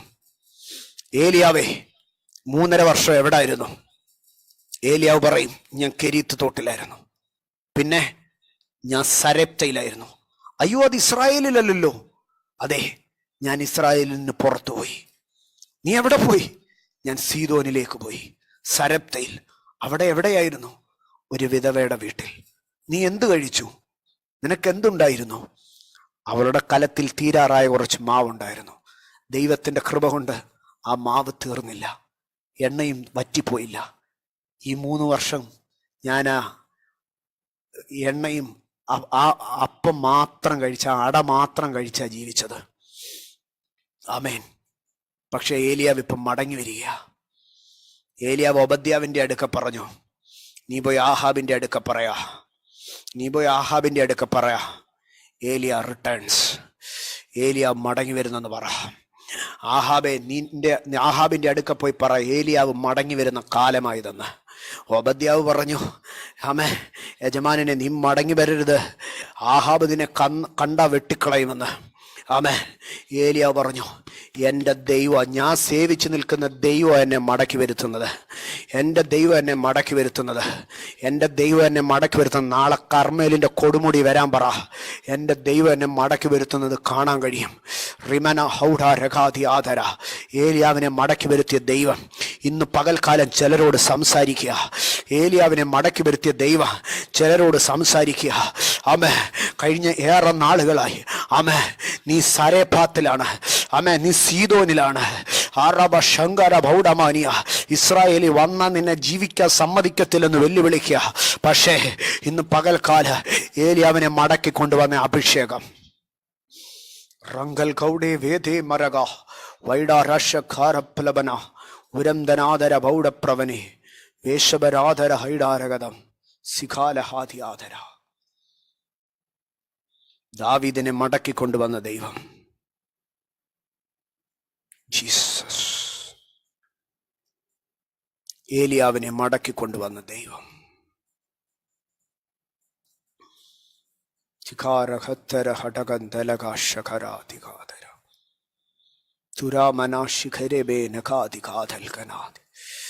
ഞാൻ വിശ്വസിക്കുന്നു, ദൈവാത്മാവ് ഇടപെടുന്നു. റുഖന ബൗഡബാരിയ, നിന്റെ അഭിഷേകം കൊണ്ട് നീ മടങ്ങി വരും. നിന്നെ മടക്കിക്കൊണ്ടുവരാൻ ഒരു മനുഷ്യനും കാണത്തില്ല. നിന്നെ മടക്കിക്കൊണ്ടുവരാൻ ഒരു ഒരു ഒരു ഒരു ഒരു ഒരു ഒരു ഒരു ഒരു ഒരു ഒരു ഒരു തൂവല് പോലും നിനക്ക് വേണ്ടി ചലിക്കത്തില്ല നിന്നെ മടക്കി കൊണ്ടുവരാൻ. പക്ഷെ അഭിഷേകം കൊണ്ട് നീ മടങ്ങി വരും. അഭിഷേകം കൊണ്ട് നീ മടങ്ങി വരും. പരിശുദ്ധാത്മാവ് ശക്തിയായി അത് ആ വാക്ക് തന്നെ പിന്നെയും പറയുന്നു. സൈന്യത്താലല്ല, ശക്തിയാലല്ല, ദൈവത്തിൻ്റെ ആത്മാവിനാൽ. നീ മടങ്ങി വരുമ്പോൾ എതിരായി. അമേൻ. നീ മടങ്ങി വരുമ്പോ, അമേൻ, സെരൂബാബേൽ മടങ്ങി വരുമ്പോ മഹാപർവ്വതങ്ങൾ എതിരായി നിന്നു. പക്ഷേ മടങ്ങി വരവിന് തടസ്സമായി ഏത് മഹാപർവ്വതം നിന്നാലും അതിനെ സമഭൂമിയാക്കിക്കൊണ്ട് അഭിഷേകം നിന്നെ മടക്കി വരുത്തും. അഭിഷേകം നിന്നെ മടക്കി വരുത്തും. അഭിഷേകം മടക്കി വരുത്തും. അബറ മൗഡ ഭാര ശകരബനേധൽ ഖൈഡം പ്രവന ആത്തേ രേഖേ സൂധര ബൗഡ വംതേ രഗതം ഭാഷക്കരകം ലൈബരാധനം തരം ശമാന ഹൗഡാരകാദിയാധര. Jesus, Jesus. ദിഗദ രഗദ രഗദ രമശമാനിയ. ഹല്ലേലൂയ, ഹല്ലേലൂയ, ഹല്ലേലൂയ. മടങ്ങി വരും എന്ന് പറഞ്ഞുകൊണ്ടിട്ട് നിങ്ങൾ ആ യെശയ്യാപ്രവചനം 51-ാം അധ്യായം, ആ മടങ്ങി വരുന്നതിന് ശേഷമുള്ള ആ അതിൻ്റെ 23 വരെയുള്ള വാക്യങ്ങൾ വായിക്കും. നമ്മൾ കരഞ്ഞു പോകും. ദൈവം പറയാ, ഞാൻ വീണ്ടെടുത്തിട്ട് അവനെ മടക്കിക്കൊണ്ടുവരും. അതിനുശേഷം ദൈവം അങ്ങോട്ട് പോയിന്റ് ഇട്ട് അങ്ങ് പറയുക, ആനന്ദവും സന്തോഷവും നീ പ്രാപിക്കും. ദുഃഖവും നെടുവീർപ്പും ദുഃഖവും ഞരക്കവും പോകും. ഞാൻ നിന്നെ ആശ്വസിപ്പിക്കും. ഇതൊക്കെ പറഞ്ഞിട്ടും അവന് മടങ്ങി വരാൻ പേടിയാ. അപ്പൊ ദൈവം അവനോട് ചോദിക്കുക, നീ മടങ്ങി വാ. ദൈവം അവനോട് ചോദിക്കുക, മരിച്ചു പോകുന്ന മനുഷ്യനെ, പുല്ലുപോലെ ആയിത്തീരുന്ന ആ മനുഷ്യനെ നീ എന്തിനാ ഭയപ്പെടുന്നത്? നീ മടങ്ങി വാ. വീണ്ടും കർത്താവ് പറയാ, നീ ദിനംപ്രതി പേടിക്കുന്നത് എന്തിനാ? നീ കുണ്ടറയിൽ മരിക്കത്തില്ല, നിന്റെ ആഹാരത്തിന് മുട്ടുവരത്തില്ല. സമുദ്രത്തിന്റെ തിരകളെ ഭ്രമിപ്പിക്കുന്ന ദൈവം ഞാനല്ലേ? നീ മടങ്ങി വാ. ഞാൻ നിന്നെ എൻ്റെ കൈയുടെ നിഴലിൽ മറച്ചിരിക്കുക. നീ മടങ്ങി വാ. യെരൂശലേമേ, ഇനിയും നീ ക്രോധത്തിന്റെ പാനപാത്രം കുടിക്കേണ്ടി വരത്തില്ല. നീ മടങ്ങി വാ. ഞാൻ നിന്നെ ആശ്വസിപ്പിക്കണ്ടേ? ഞാൻ മടങ്ങി വാ. അങ്ങനെ പറഞ്ഞു സിയോനിലേക്ക് ഈ ജനത്തെ മടക്കി വരുത്തുക. എന്നിട്ട് 52-ാം അധ്യായത്തിലേക്ക് കടന്നു വരുമ്പോൾ 51-11 പറയുന്നത് നിങ്ങൾ സിയോനിലേക്ക് മടങ്ങി വരുമെന്നാ. 52-ാം അധ്യായത്തിലേക്ക് വരുമ്പോൾ അതിൻ്റെ ആരംഭത്തിൽ ദൈവം ഇവരുടെ അടുക്കൽ പറയുക, നിങ്ങളിങ്ങി വാ എന്ന് പറഞ്ഞു. നിങ്ങളിങ്ങി വാന്ന് അവരോട് പറഞ്ഞിട്ട് ദൈവം അപ്പുറത്തേക്ക് നോക്കി പറയുക, സിയോനെ, ദേ എൻ്റെ ജനം മടങ്ങി വരുന്നു, നീ ഉണര്. ദൈവം നമ്മളെ മടക്കി വിളിക്കുമ്പോൾ, നമ്മളെ എവിടേക്കാണോ മടക്കി വിളിക്കുന്നത് ആ ദേശത്തെ ദൈവം ഉണർത്തിയിട്ടേ നമ്മളെ മടക്കി വിളിക്കത്തുള്ളൂ. നവോമി ബേത്ലഹേമിലേക്ക് മടങ്ങി വരുമ്പോൾ ദൈവം ആ ബേത്ലഹേമിനെ ഉണർത്തി. കൊയ്ത്തുകാലമായിരുന്നു. 51-11 പറയാ, നിങ്ങൾ സിയോനിലേക്ക് മടങ്ങി വാ. എന്നിട്ട് 52-ാം വാക്യത്തിൽ പറയാ, സിയോനെ ഉണര്, എൻ്റെ ജനം വരുന്നു. സഹോദരങ്ങളെ, നിങ്ങൾ മടങ്ങി ചെല്ലുന്ന ഇടങ്ങളുടെ മേൽ ഒരു ഫ്ലറിഷിങ് ചെയ്തുകൊണ്ടേ ദൈവം നിങ്ങളെ മടക്കി വരുത്തത്തുള്ളൂ. വിശ്വസിക്കുക. എങ്ങനെ മടങ്ങി വരുമെന്ന ധൈര്യപ്പെടണ്ട. എങ്ങനെ മടങ്ങി വരുമെന്ന ധൈര്യപ്പെടണ്ട. മടങ്ങി വരുവാൻ 1 പ്രാർത്ഥിക്കുക. മടങ്ങി വരുവാൻ 2 നമ്മളെ വീണ്ടെടുത്ത രക്തത്തിൽ ആശ്രയിക്കുക. മടങ്ങി വരുവാൻ 3 നമുക്ക് നൽകപ്പെട്ട അഭിഷേകത്തിൽ ബലപ്പെടുക. മടങ്ങി വരുമ്പോൾ നമുക്കുണ്ടായിരിക്കേണ്ട 2 മനോഭാവങ്ങൾ. 1, എൻ്റെ ദൈവം എന്നെ കൈക്കൊള്ളും എന്നുള്ള കോൺഫിഡൻസ്. മടങ്ങി വരാൻ ഒരൊറ്റ കാര്യം മതി, കോൺഫിഡൻസ്. 2, മടങ്ങി വരുമ്പോൾ എൻ്റെ കർത്താവ് എനിക്ക് വേണ്ടി കാത്തിരിക്കുന്നുണ്ടെന്നുള്ളൊരു ഉറപ്പ്. ഞാൻ മടങ്ങി എങ്ങോട്ട് പോകും? എൻ്റെ അപ്പൻ അവിടെ ഉണ്ട്. എൻ്റെ അപ്പൻ്റെ അടുക്കലേക്ക് പോകും. എൻ്റെ യേശു അവിടെ ഉണ്ട്. ആ ഉറപ്പ്. അവൻ മരിച്ചിട്ടില്ല, യേശു മരിച്ചിട്ടില്ല. യേശു ഉണ്ടിപ്പോഴും എനിക്ക് വേണ്ടി കാത്തിരിക്കുന്നു. ആ ഉറപ്പ്. അടുത്തത്, കർത്താവിങ്കിലേക്ക് കടന്നു വരുവാൻ നമുക്ക് ആർക്കും വരാൻ പറ്റത്തില്ല പ്രിയമുള്ളവരെ. ആകയാൽ നമുക്ക് പ്രാർത്ഥിക്കാം, കർത്താവേ എൻ്റെ ജീവിതത്തിൽ ഒരു റെസ്റ്റോറേഷൻ ഉണ്ടാകാൻ draw me near, draw me near, draw me near, draw me near, draw me near, draw me near. മലയാളത്തിലൊന്നും അങ്ങനത്തെ ആ നിന്നോട് എന്നെ അടുപ്പിക്കണമെന്നുള്ള വലിയ പാട്ടുകളില്ല. മലയാളത്തിൽ കൂടുതലും നിന്നാൽ ഞാൻ അനുഗ്രഹിക്കപ്പെടും ആ ഒരു രീതിയിലാണ്. പക്ഷെ നമ്മൾ ഇംഗ്ലീഷിലൊക്കെ വരുമ്പോൾ ഒത്തിരി പാട്ടുകൾ നമുക്കങ്ങനെ കാണുവാൻ കഴിയും.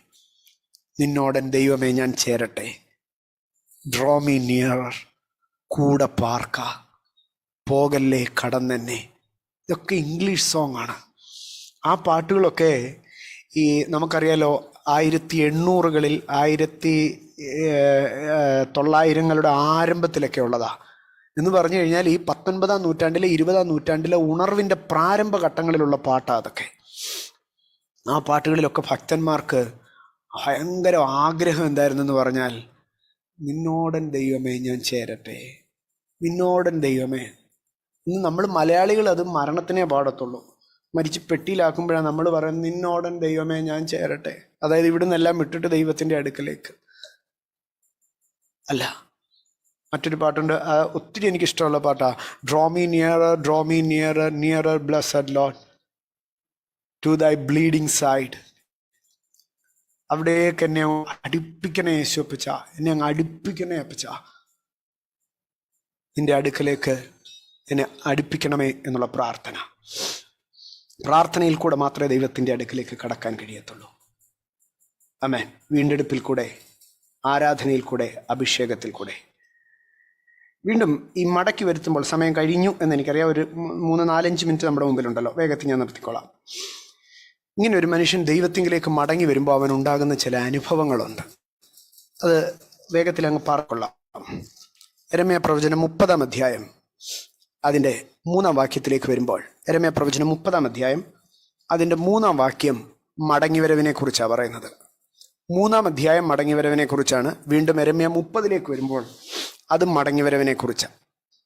ആ മടങ്ങിവരവിനെ കുറിച്ച് നാം ശ്രദ്ധിക്കുമ്പോൾ 3-ാം വാക്യത്തിൽ പറയുകയാണ്, ഞാൻ ഇസ്രായേലും യഹൂദയുമായ എൻ്റെ ജനത്തിൻ്റെ പ്രവാസം മാറ്റുവാനുള്ള കാലം വരുമെന്ന് യഹോവയുടെ അരുളപ്പാട്. അടുത്തത്, ഞാൻ അവരുടെ പിതാക്കന്മാർക്ക് കൊടുത്ത ദേശത്തേക്ക് അവരെ മടക്കി വരുത്തും, അവർ അതിനെ കൈവശമാക്കും എന്ന് യഹോവയുടെ അരുളപ്പാട്.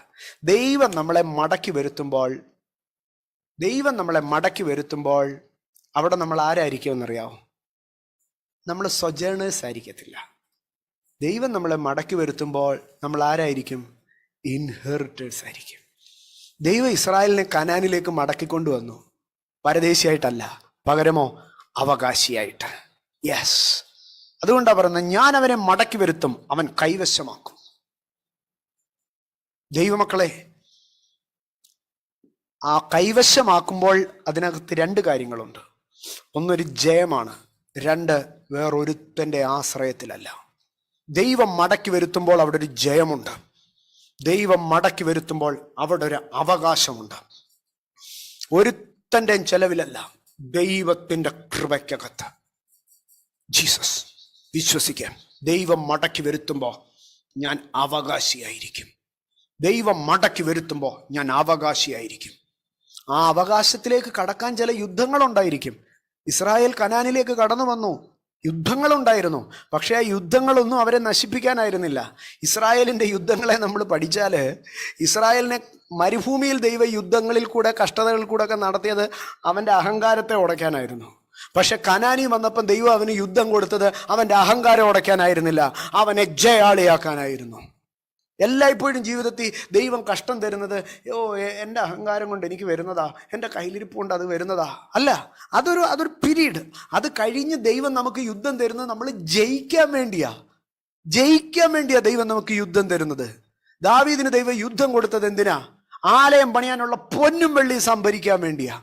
അവൻ്റെ കഷ്ടകാലം കൊണ്ടല്ല അവന് യുദ്ധം വന്നത്. ഇന്ന് പകൽക്കാലം എൻ്റെ ദൈവമക്കളെ, എനിക്കും നിങ്ങൾക്കും ദൈവം ഒരു യുദ്ധം വെച്ചിട്ടുണ്ടെങ്കിൽ അത് എന്നെ നിങ്ങളെ ജയാളികളാക്കാനാ, കൈവശമാക്കാൻ വേണ്ടിയാ, അവകാശികളാക്കാൻ വേണ്ടിയാ. സ്തോത്രം, സ്തോത്രം, സ്തോത്രം, സ്തോത്രം. യുദ്ധം എല്ലായ്പ്പോഴും എൻ്റെ ശുദ്ധീകരണത്തിന് വേണ്ടി ദൈവം തരുന്ന കഷ്ടമാ, അല്ല. എൻ്റെ കയ്യിലിരിപ്പുണ്ടാ, ഞാൻ എൻ്റെ പിതാക്കന്മാരുടെ എല്ലാം ഞാൻ അങ്ങ് അനുഭവിച്ചു തീർക്കുക, ഞങ്ങളുടെ കുടുംബത്തിൻ്റെ എല്ലാം ഞാൻ അങ്ങ് അനുഭവിച്ചു തീർക്കുക. അല്ല, ദൈവം നിനക്ക് നൽകുന്ന യുദ്ധങ്ങൾ നീ ഒരു അവകാശിയാകാൻ വേണ്ടിയാ, കൈവശമാക്കാൻ വേണ്ടിയാ. സ്തോത്രം. പിതാക്കന്മാരുടെ ശാപം കുടിച്ച് തീർക്കുകയല്ല, നീ ജയമെടുക്കാൻ വേണ്ടി, അവകാശമാക്കാൻ വേണ്ടി ചെയ്യുന്നതാ. സ്തോത്രം. ഇങ്ങനെ മടങ്ങി വരുമ്പോൾ അവൻ കൈവശമാക്കും. ആ 30-ാം അധ്യായത്തിൽ മടങ്ങി വരുമ്പോൾ നീ അവകാശിയായിരിക്കും. ഇനി അതിന്റെ 10-ാം വാക്യത്തിലേക്ക് വരുമ്പോൾ, 10-ാം വാക്യത്തിലേക്ക് വരാം. ഞാൻ വേഗത്തിൽ വായിക്കാം. ആകയാൽ എൻ്റെ ദാസനായ യാക്കോബേ, നീ ഭയപ്പെടേണ്ട, ഇസ്രായേലെ നീ ഭ്രമിക്കേണ്ട എന്ന് യഹോവയുടെ അരുളപ്പാട്. ഞാൻ നിന്നെ ദൂരത്തു നിന്നും നിന്റെ സന്തതിയെ പ്രവാസ ദേശത്തു നിന്ന് രക്ഷിക്കും. യാക്കോബ് മടങ്ങി വന്ന് സ്വസ്ഥമായും സ്വൈരമായും ഇരിക്കും, ആരും അവനെ ഭയപ്പെടുത്തുകയില്ല. സ്തോത്രം. സ്വസ്ഥമായും സ്വൈരമായും ഇരിക്കും. ദൈവത്തിങ്കിലേക്കൊരു മടങ്ങിവരവ് ഉണ്ടാകുമ്പോൾ സ്വസ്ഥമായും സ്വൈരമായും ഇരിക്കും, ആരും അവനെ ഭയപ്പെടുത്തുകയുമില്ല. സ്വസ്ഥമായും സ്വൈരമായും ഇരിക്കും, ആരും അവനെ ഭയപ്പെടുത്തുകയില്ല. ദൈവത്താൽ നമ്മുടെ ജീവിതത്തിൽ ഒരു മടങ്ങിവരവ് സംഭവിക്കുമ്പോൾ, അല്ലെങ്കിൽ ദൈവത്തിങ്കിലേക്ക് നാം മടങ്ങി വരുമ്പോൾ, അവിടെ നമുക്ക് ലഭിക്കുന്ന അനുഗ്രഹത്തെ ഇങ്ങനെയാണ് പറയുന്നത്: അവൻ സ്വസ്ഥമായും സ്വൈര്യമായും ഇരിക്കും, ആരും അവനെ ഭയപ്പെടുത്തുകയില്ല. ആ സ്വസ്ഥതയ്ക്കും സ്വൈര്യതയ്ക്കും പറയുന്ന 2 അനുഭവം: ഒന്ന് സൈലൻസ്, 2 ക്വയറ്റ്നസ്. ഒന്ന് റെസ്റ്റ്, മറ്റേത് ക്വയറ്റ്നസ്. സ്വസ്ഥത എന്ന് പറഞ്ഞാൽ ഒരു വിശ്രാമം. ജീവിതത്തിൽ ദൈവത്തിങ്കിലേക്ക് മടങ്ങി വരുമ്പോൾ ഒരു വിശ്രാമം ഉണ്ടാകും, സ്വസ്ഥതയുണ്ടാകും. 2 ഒരു സ്വൈര്യത എന്ന് പറഞ്ഞു കഴിഞ്ഞാൽ ഭീഷണിയുടെ ശബ്ദങ്ങളില്ല, വെല്ലുവിളികളുടെ ശബ്ദങ്ങളില്ല, പോരാട്ടത്തിൻ്റെ ശബ്ദങ്ങളില്ല, സ്വസ്ഥതയുടെ ശബ്ദം. സങ്കീർത്തനക്കാരൻ പറയുന്നല്ലോ, പടയ്ക്ക് പുറപ്പെടുന്നതും തെരുവുകളിൽ ശബ്ദങ്ങളും ഇല്ലാതിരിക്കുന്ന ജനം. ദൈവം മടക്കി വരുത്തുമ്പോൾ സ്വസ്ഥതയും സമാധാനവും ഉണ്ടാകും. വീണ്ടും അതിൻ്റെ 12-ാം വാക്യത്തിലേക്ക് വരുമ്പോൾ പറയുകയാണ്: നിന്റെ പരിക്ക് മാറാത്തതും നിന്റെ മുറിവ് വിഷമമുള്ളതുമാകുന്നു. നിന്റെ മുറിവിനിടാൻ മരുന്നും കുഴമ്പുമില്ല. പക്ഷെ മടങ്ങി വരുമ്പോൾ എന്താ പറയുന്നതെന്നറിയാവോ? 17-ാം വാക്യത്തിൽ പറയുക: അവർ നിന്നെ ഭ്രഷ്ട എന്നും ആരും തിരിഞ്ഞു നോക്കാത്ത സിയോനെന്നും വിളിക്കൊണ്ട് ഞാൻ നിന്റെ മുറിവുകളെ പൊറുപ്പിച്ച് നിനക്ക് ആരോഗ്യം വരുത്തും. സഹോദരങ്ങളെ, നമ്മുടെ മുറിവിനിടാൻ മരുന്നും കുഴമ്പും ഇല്ലെന്ന് നമ്മൾ പറഞ്ഞേക്കാം. പക്ഷേ ദൈവത്തിങ്കിലേക്ക് നാം മടങ്ങി വരുമ്പോൾ നമ്മുടെ മുറിവുകൾക്ക് അവൻ പൊറുപ്പിച്ച് അവൻ ആരോഗ്യം വരുത്തും. മുറിവുകളെന്ന് പറയുന്ന വലിയ വിഷയമാണ്. 109-ാം സങ്കീർത്തനം 22-ാം വാക്യത്തിലേക്ക് വരുമ്പോൾ 2 മുറിവുകളുണ്ട്: ഹൃദയത്തിൻ്റെ മുറിവും ശരീരത്തിൻ്റെ മുറിവും. അനേക ദൈവമക്കളുടെയൊക്കെ ജീവിതത്തിൽ പൊറുക്കാത്ത മുറിവ് കിടപ്പുണ്ട്. ചില മനുഷ്യർ പറഞ്ഞ വാക്കായിരിക്കും, ചില നിന്ദകളായിരിക്കും, ചില അനുഭവങ്ങളായിരിക്കും. ഉണങ്ങാത്ത മുറിവ്, കുട്ടിക്കാലം തുടങ്ങിയുള്ള മുറിവുകൾ. പക്ഷെ ദൈവത്തിങ്കിലേക്ക് മടങ്ങി വരുമ്പോൾ പറയാ: ഞാൻ നിന്റെ മുറിവുകളെ പൊറുപ്പിക്കും, ആരോഗ്യം വരുത്തും. ആരോഗ്യത്തിന് തടസ്സമായി നിൽക്കുന്നത് മുറിവ. എൻ്റെ സഹോദരങ്ങളെ, ആ മുറിവുകൾ ദൈവത്താൽ കെട്ടപ്പെടണം. നല്ല ശമരിയക്കാരൻ മനസ്സലിഞ്ഞ് അടുത്ത് ചെന്ന് എണ്ണയും വീഞ്ഞും പകർന്ന് മുറിവുകളെ കെട്ടി വാഹനമൃഗത്തിൽ കയറ്റിക്കൊണ്ടുപോയി. അവൻ്റെ ശരീരത്തിൽ എന്താ മുറിവേറ്റതെന്ന് ചോദിച്ചാൽ അവൻ പറയും: ഞാൻ കള്ളന്മാരുടെ കയ്യിലകപ്പെട്ടു. ചിലപ്പോൾ ഒക്കെ നമ്മുടെ ജീവിതത്തിൽ മുറിവുകൾ ഉണ്ടാകുന്നതേ കള്ളന്മാരുടെ കയ്യിലകപ്പെടുന്നത് കൊണ്ടാണ്. നമ്മളെപ്പോഴും ഒരു കാര്യം, ഞാൻ ഇതിനോടനുബന്ധമായി നമ്മൾ സഹോദരങ്ങൾ മാത്രം ഉള്ളത് കൊണ്ട് ഞാൻ പറയട്ടെ, ഇവിടെ വളർന്നു വരുന്ന കുഞ്ഞുങ്ങളെക്കുറിച്ചൊക്കെ ഓർത്ത് പ്രാർത്ഥിക്കണം. കർത്താവേ, ഒരിക്കലും കള്ളന്മാരുടെ കയ്യിലകപ്പെടരുത്. അത് 2 വിധത്തിലുണ്ട്. ഒന്ന്, അവരുടെ അറിവുകേട് കൊണ്ട്, അവിവേകം കൊണ്ട് അവർ പോയി ഓരോ കള്ളന്മാരുടെ കയ്യിലകപ്പെടാം. അതൊന്നും അല്ലാതെ തന്നെ ദുഃഖകരമെന്ന് പറയട്ടെ, നമ്മുടെ അനേക കുഞ്ഞുങ്ങളെ അപ്പനും അമ്മയും കൂടെ പിടിച്ച് കെട്ടിച്ചു കൊടുത്തിട്ടുണ്ട്. പക്ഷേ കൊടുത്തത് ആരുടെ കയ്യിലാണെന്നറിയാവോ? കള്ളൻ്റെ കയ്യിലായിപ്പോയി. കള്ളന്മാരുടെ കുടുംബത്തിലായിപ്പോയി. അതിൽ കിടന്ന് മുറിവേൽക്കുന്ന, അത് മുഖാന്തരം മുറിവേറ്റ ഒത്തിരി കുടുംബങ്ങൾ. ഇന്ന് പകൽക്കാലം എൻ്റെ സഹോദരങ്ങളെ, കർത്താവിങ്കിലേക്ക് വരുമ്പോൾ അവൻ മുറിവുകളെ കെട്ടും. ഹോശയ അതല്ലേ പറയുന്നത്? വരുവിന് യഹോവയുടെ അടുക്കലേക്ക് ചെല്ലാം, അവൻ നമ്മുടെ മുറിവുകളെ കെട്ടും. എത്ര വലിയ മുറിവുണ്ടെങ്കിലും മടങ്ങി വരുമ്പോൾ ആ മുറിവുകൾ കെട്ടും, സൗഖ്യമാക്കും. മൂന്നാമതായി ഞാൻ അവസാനിപ്പിക്കട്ടെ. നമ്മൾ യെരമ്യാ പ്രവചനം 15-ാം അധ്യായത്തിലേക്ക് കടന്നു വരുമ്പോൾ, യെരമ്യാ പ്രവചനം 15-ാം അധ്യായം 19-ാം വാക്യം, ഞാൻ ആ 2-3 വാക്യങ്ങളെ കൂടെ പറഞ്ഞങ്ങ് നിർത്താം. നീ മടങ്ങി വന്നാൽ ഞാൻ നിന്നെ എൻ്റെ മുമ്പാകെ നിൽപ്പാൻ തക്കവണ്ണം കൈക്കൊള്ളും. നീ മടങ്ങി വന്നാൽ നീ എൻ്റെ മുമ്പിൽ നിൽക്കും, എൻ്റെ മുമ്പിൽ നിൽക്കും, എൻ്റെ മുമ്പിൽ നിൽക്കും, എൻ്റെ മുമ്പിൽ നിൽപ്പാൻ തക്കവണ്ണം കൈക്കൊള്ളും. ആമേൻ. ദൈവം കൈക്കൊണ്ട് നമ്മളെ തൻ്റെ മുമ്പിൽ നിർത്തും. 3 യെരമ്യാ 3:16 കടന്നു വരുമ്പോൾ, യെരമ്യാ 3:16 പറയുകയാണ്, നീ മടങ്ങി വന്നാൽ ഞാൻ നിന്നെ വർദ്ധിപ്പിക്കും. I will multiply U. നീ കുറഞ്ഞു പോകത്തില്ല. നീ മടങ്ങി വന്നാൽ ഞാൻ നിന്നെ വർദ്ധിപ്പിക്കും. മടങ്ങി വാ, ഞാൻ നിന്നെ വർദ്ധിപ്പിക്കും. വീണ്ടും അതിൻ്റെ 17-ാം വാക്യത്തിലേക്ക് വരുമ്പോൾ, മടങ്ങി വരുമ്പോൾ ഉള്ള അടുത്ത ഭാഗം 17-ാം വാക്യത്തിലേക്ക് പറയുകയാണ്, ആ കാലത്ത് യെരൂശലേമിന് യഹോവയുടെ സിംഹാസനം എന്ന് പേരാകും. അതിൽ കൂടുതൽ എന്തു വേണം? നമ്മൾ മടങ്ങി വന്നാൽ കർത്താവ് പറയുക, പിന്നെ നീ ഇരിക്കുന്ന സ്ഥലത്തിന് എന്താ പേരെന്നറിയാവും? എൻ്റെ സിംഹാസനം ഇരിക്കുന്ന ഇടം. എൻ്റെ സിംഹാസനം ഇരിക്കുന്ന ഇടം, ഞാൻ വാഴുന്ന ഇടം. നമുക്ക് ദൈവത്തിങ്കലേക്ക് മടങ്ങി വരാം. ദൈവം വാഴുന്ന ഇടമായി നമുക്ക് മാറാം. ദൈവമേ, നിങ്ങൾ മടങ്ങി വരേണ്ടതിന് നിങ്ങളിലേക്ക് മടക്കി വരുത്തണമേ. ഒരു ഷെയാർ യാശുബ എന്നെ മാറ്റണേ. ഒരു ഷെയാർ യാശുബ എന്നെ മാറ്റണേ. എനിക്ക് മടങ്ങി വരാൻ പറ്റുന്നില്ലപ്പാ. ഞാൻ പ്രാർത്ഥിക്കുക, നീ എന്നെ മടക്കി വരുത്തണേ. എൻ്റെ രക്തത്തിൽ ഞാൻ ആശ്രയിക്കുക. എന്നെ വീണ്ടെടുത്ത രക്തത്തിൽ എന്നെ മടക്കി വരുത്തണേ. നീ എനിക്ക് നൽകിയ അഭിഷേകം കൊണ്ട് ഞാൻ മടങ്ങി വരട്ടെ.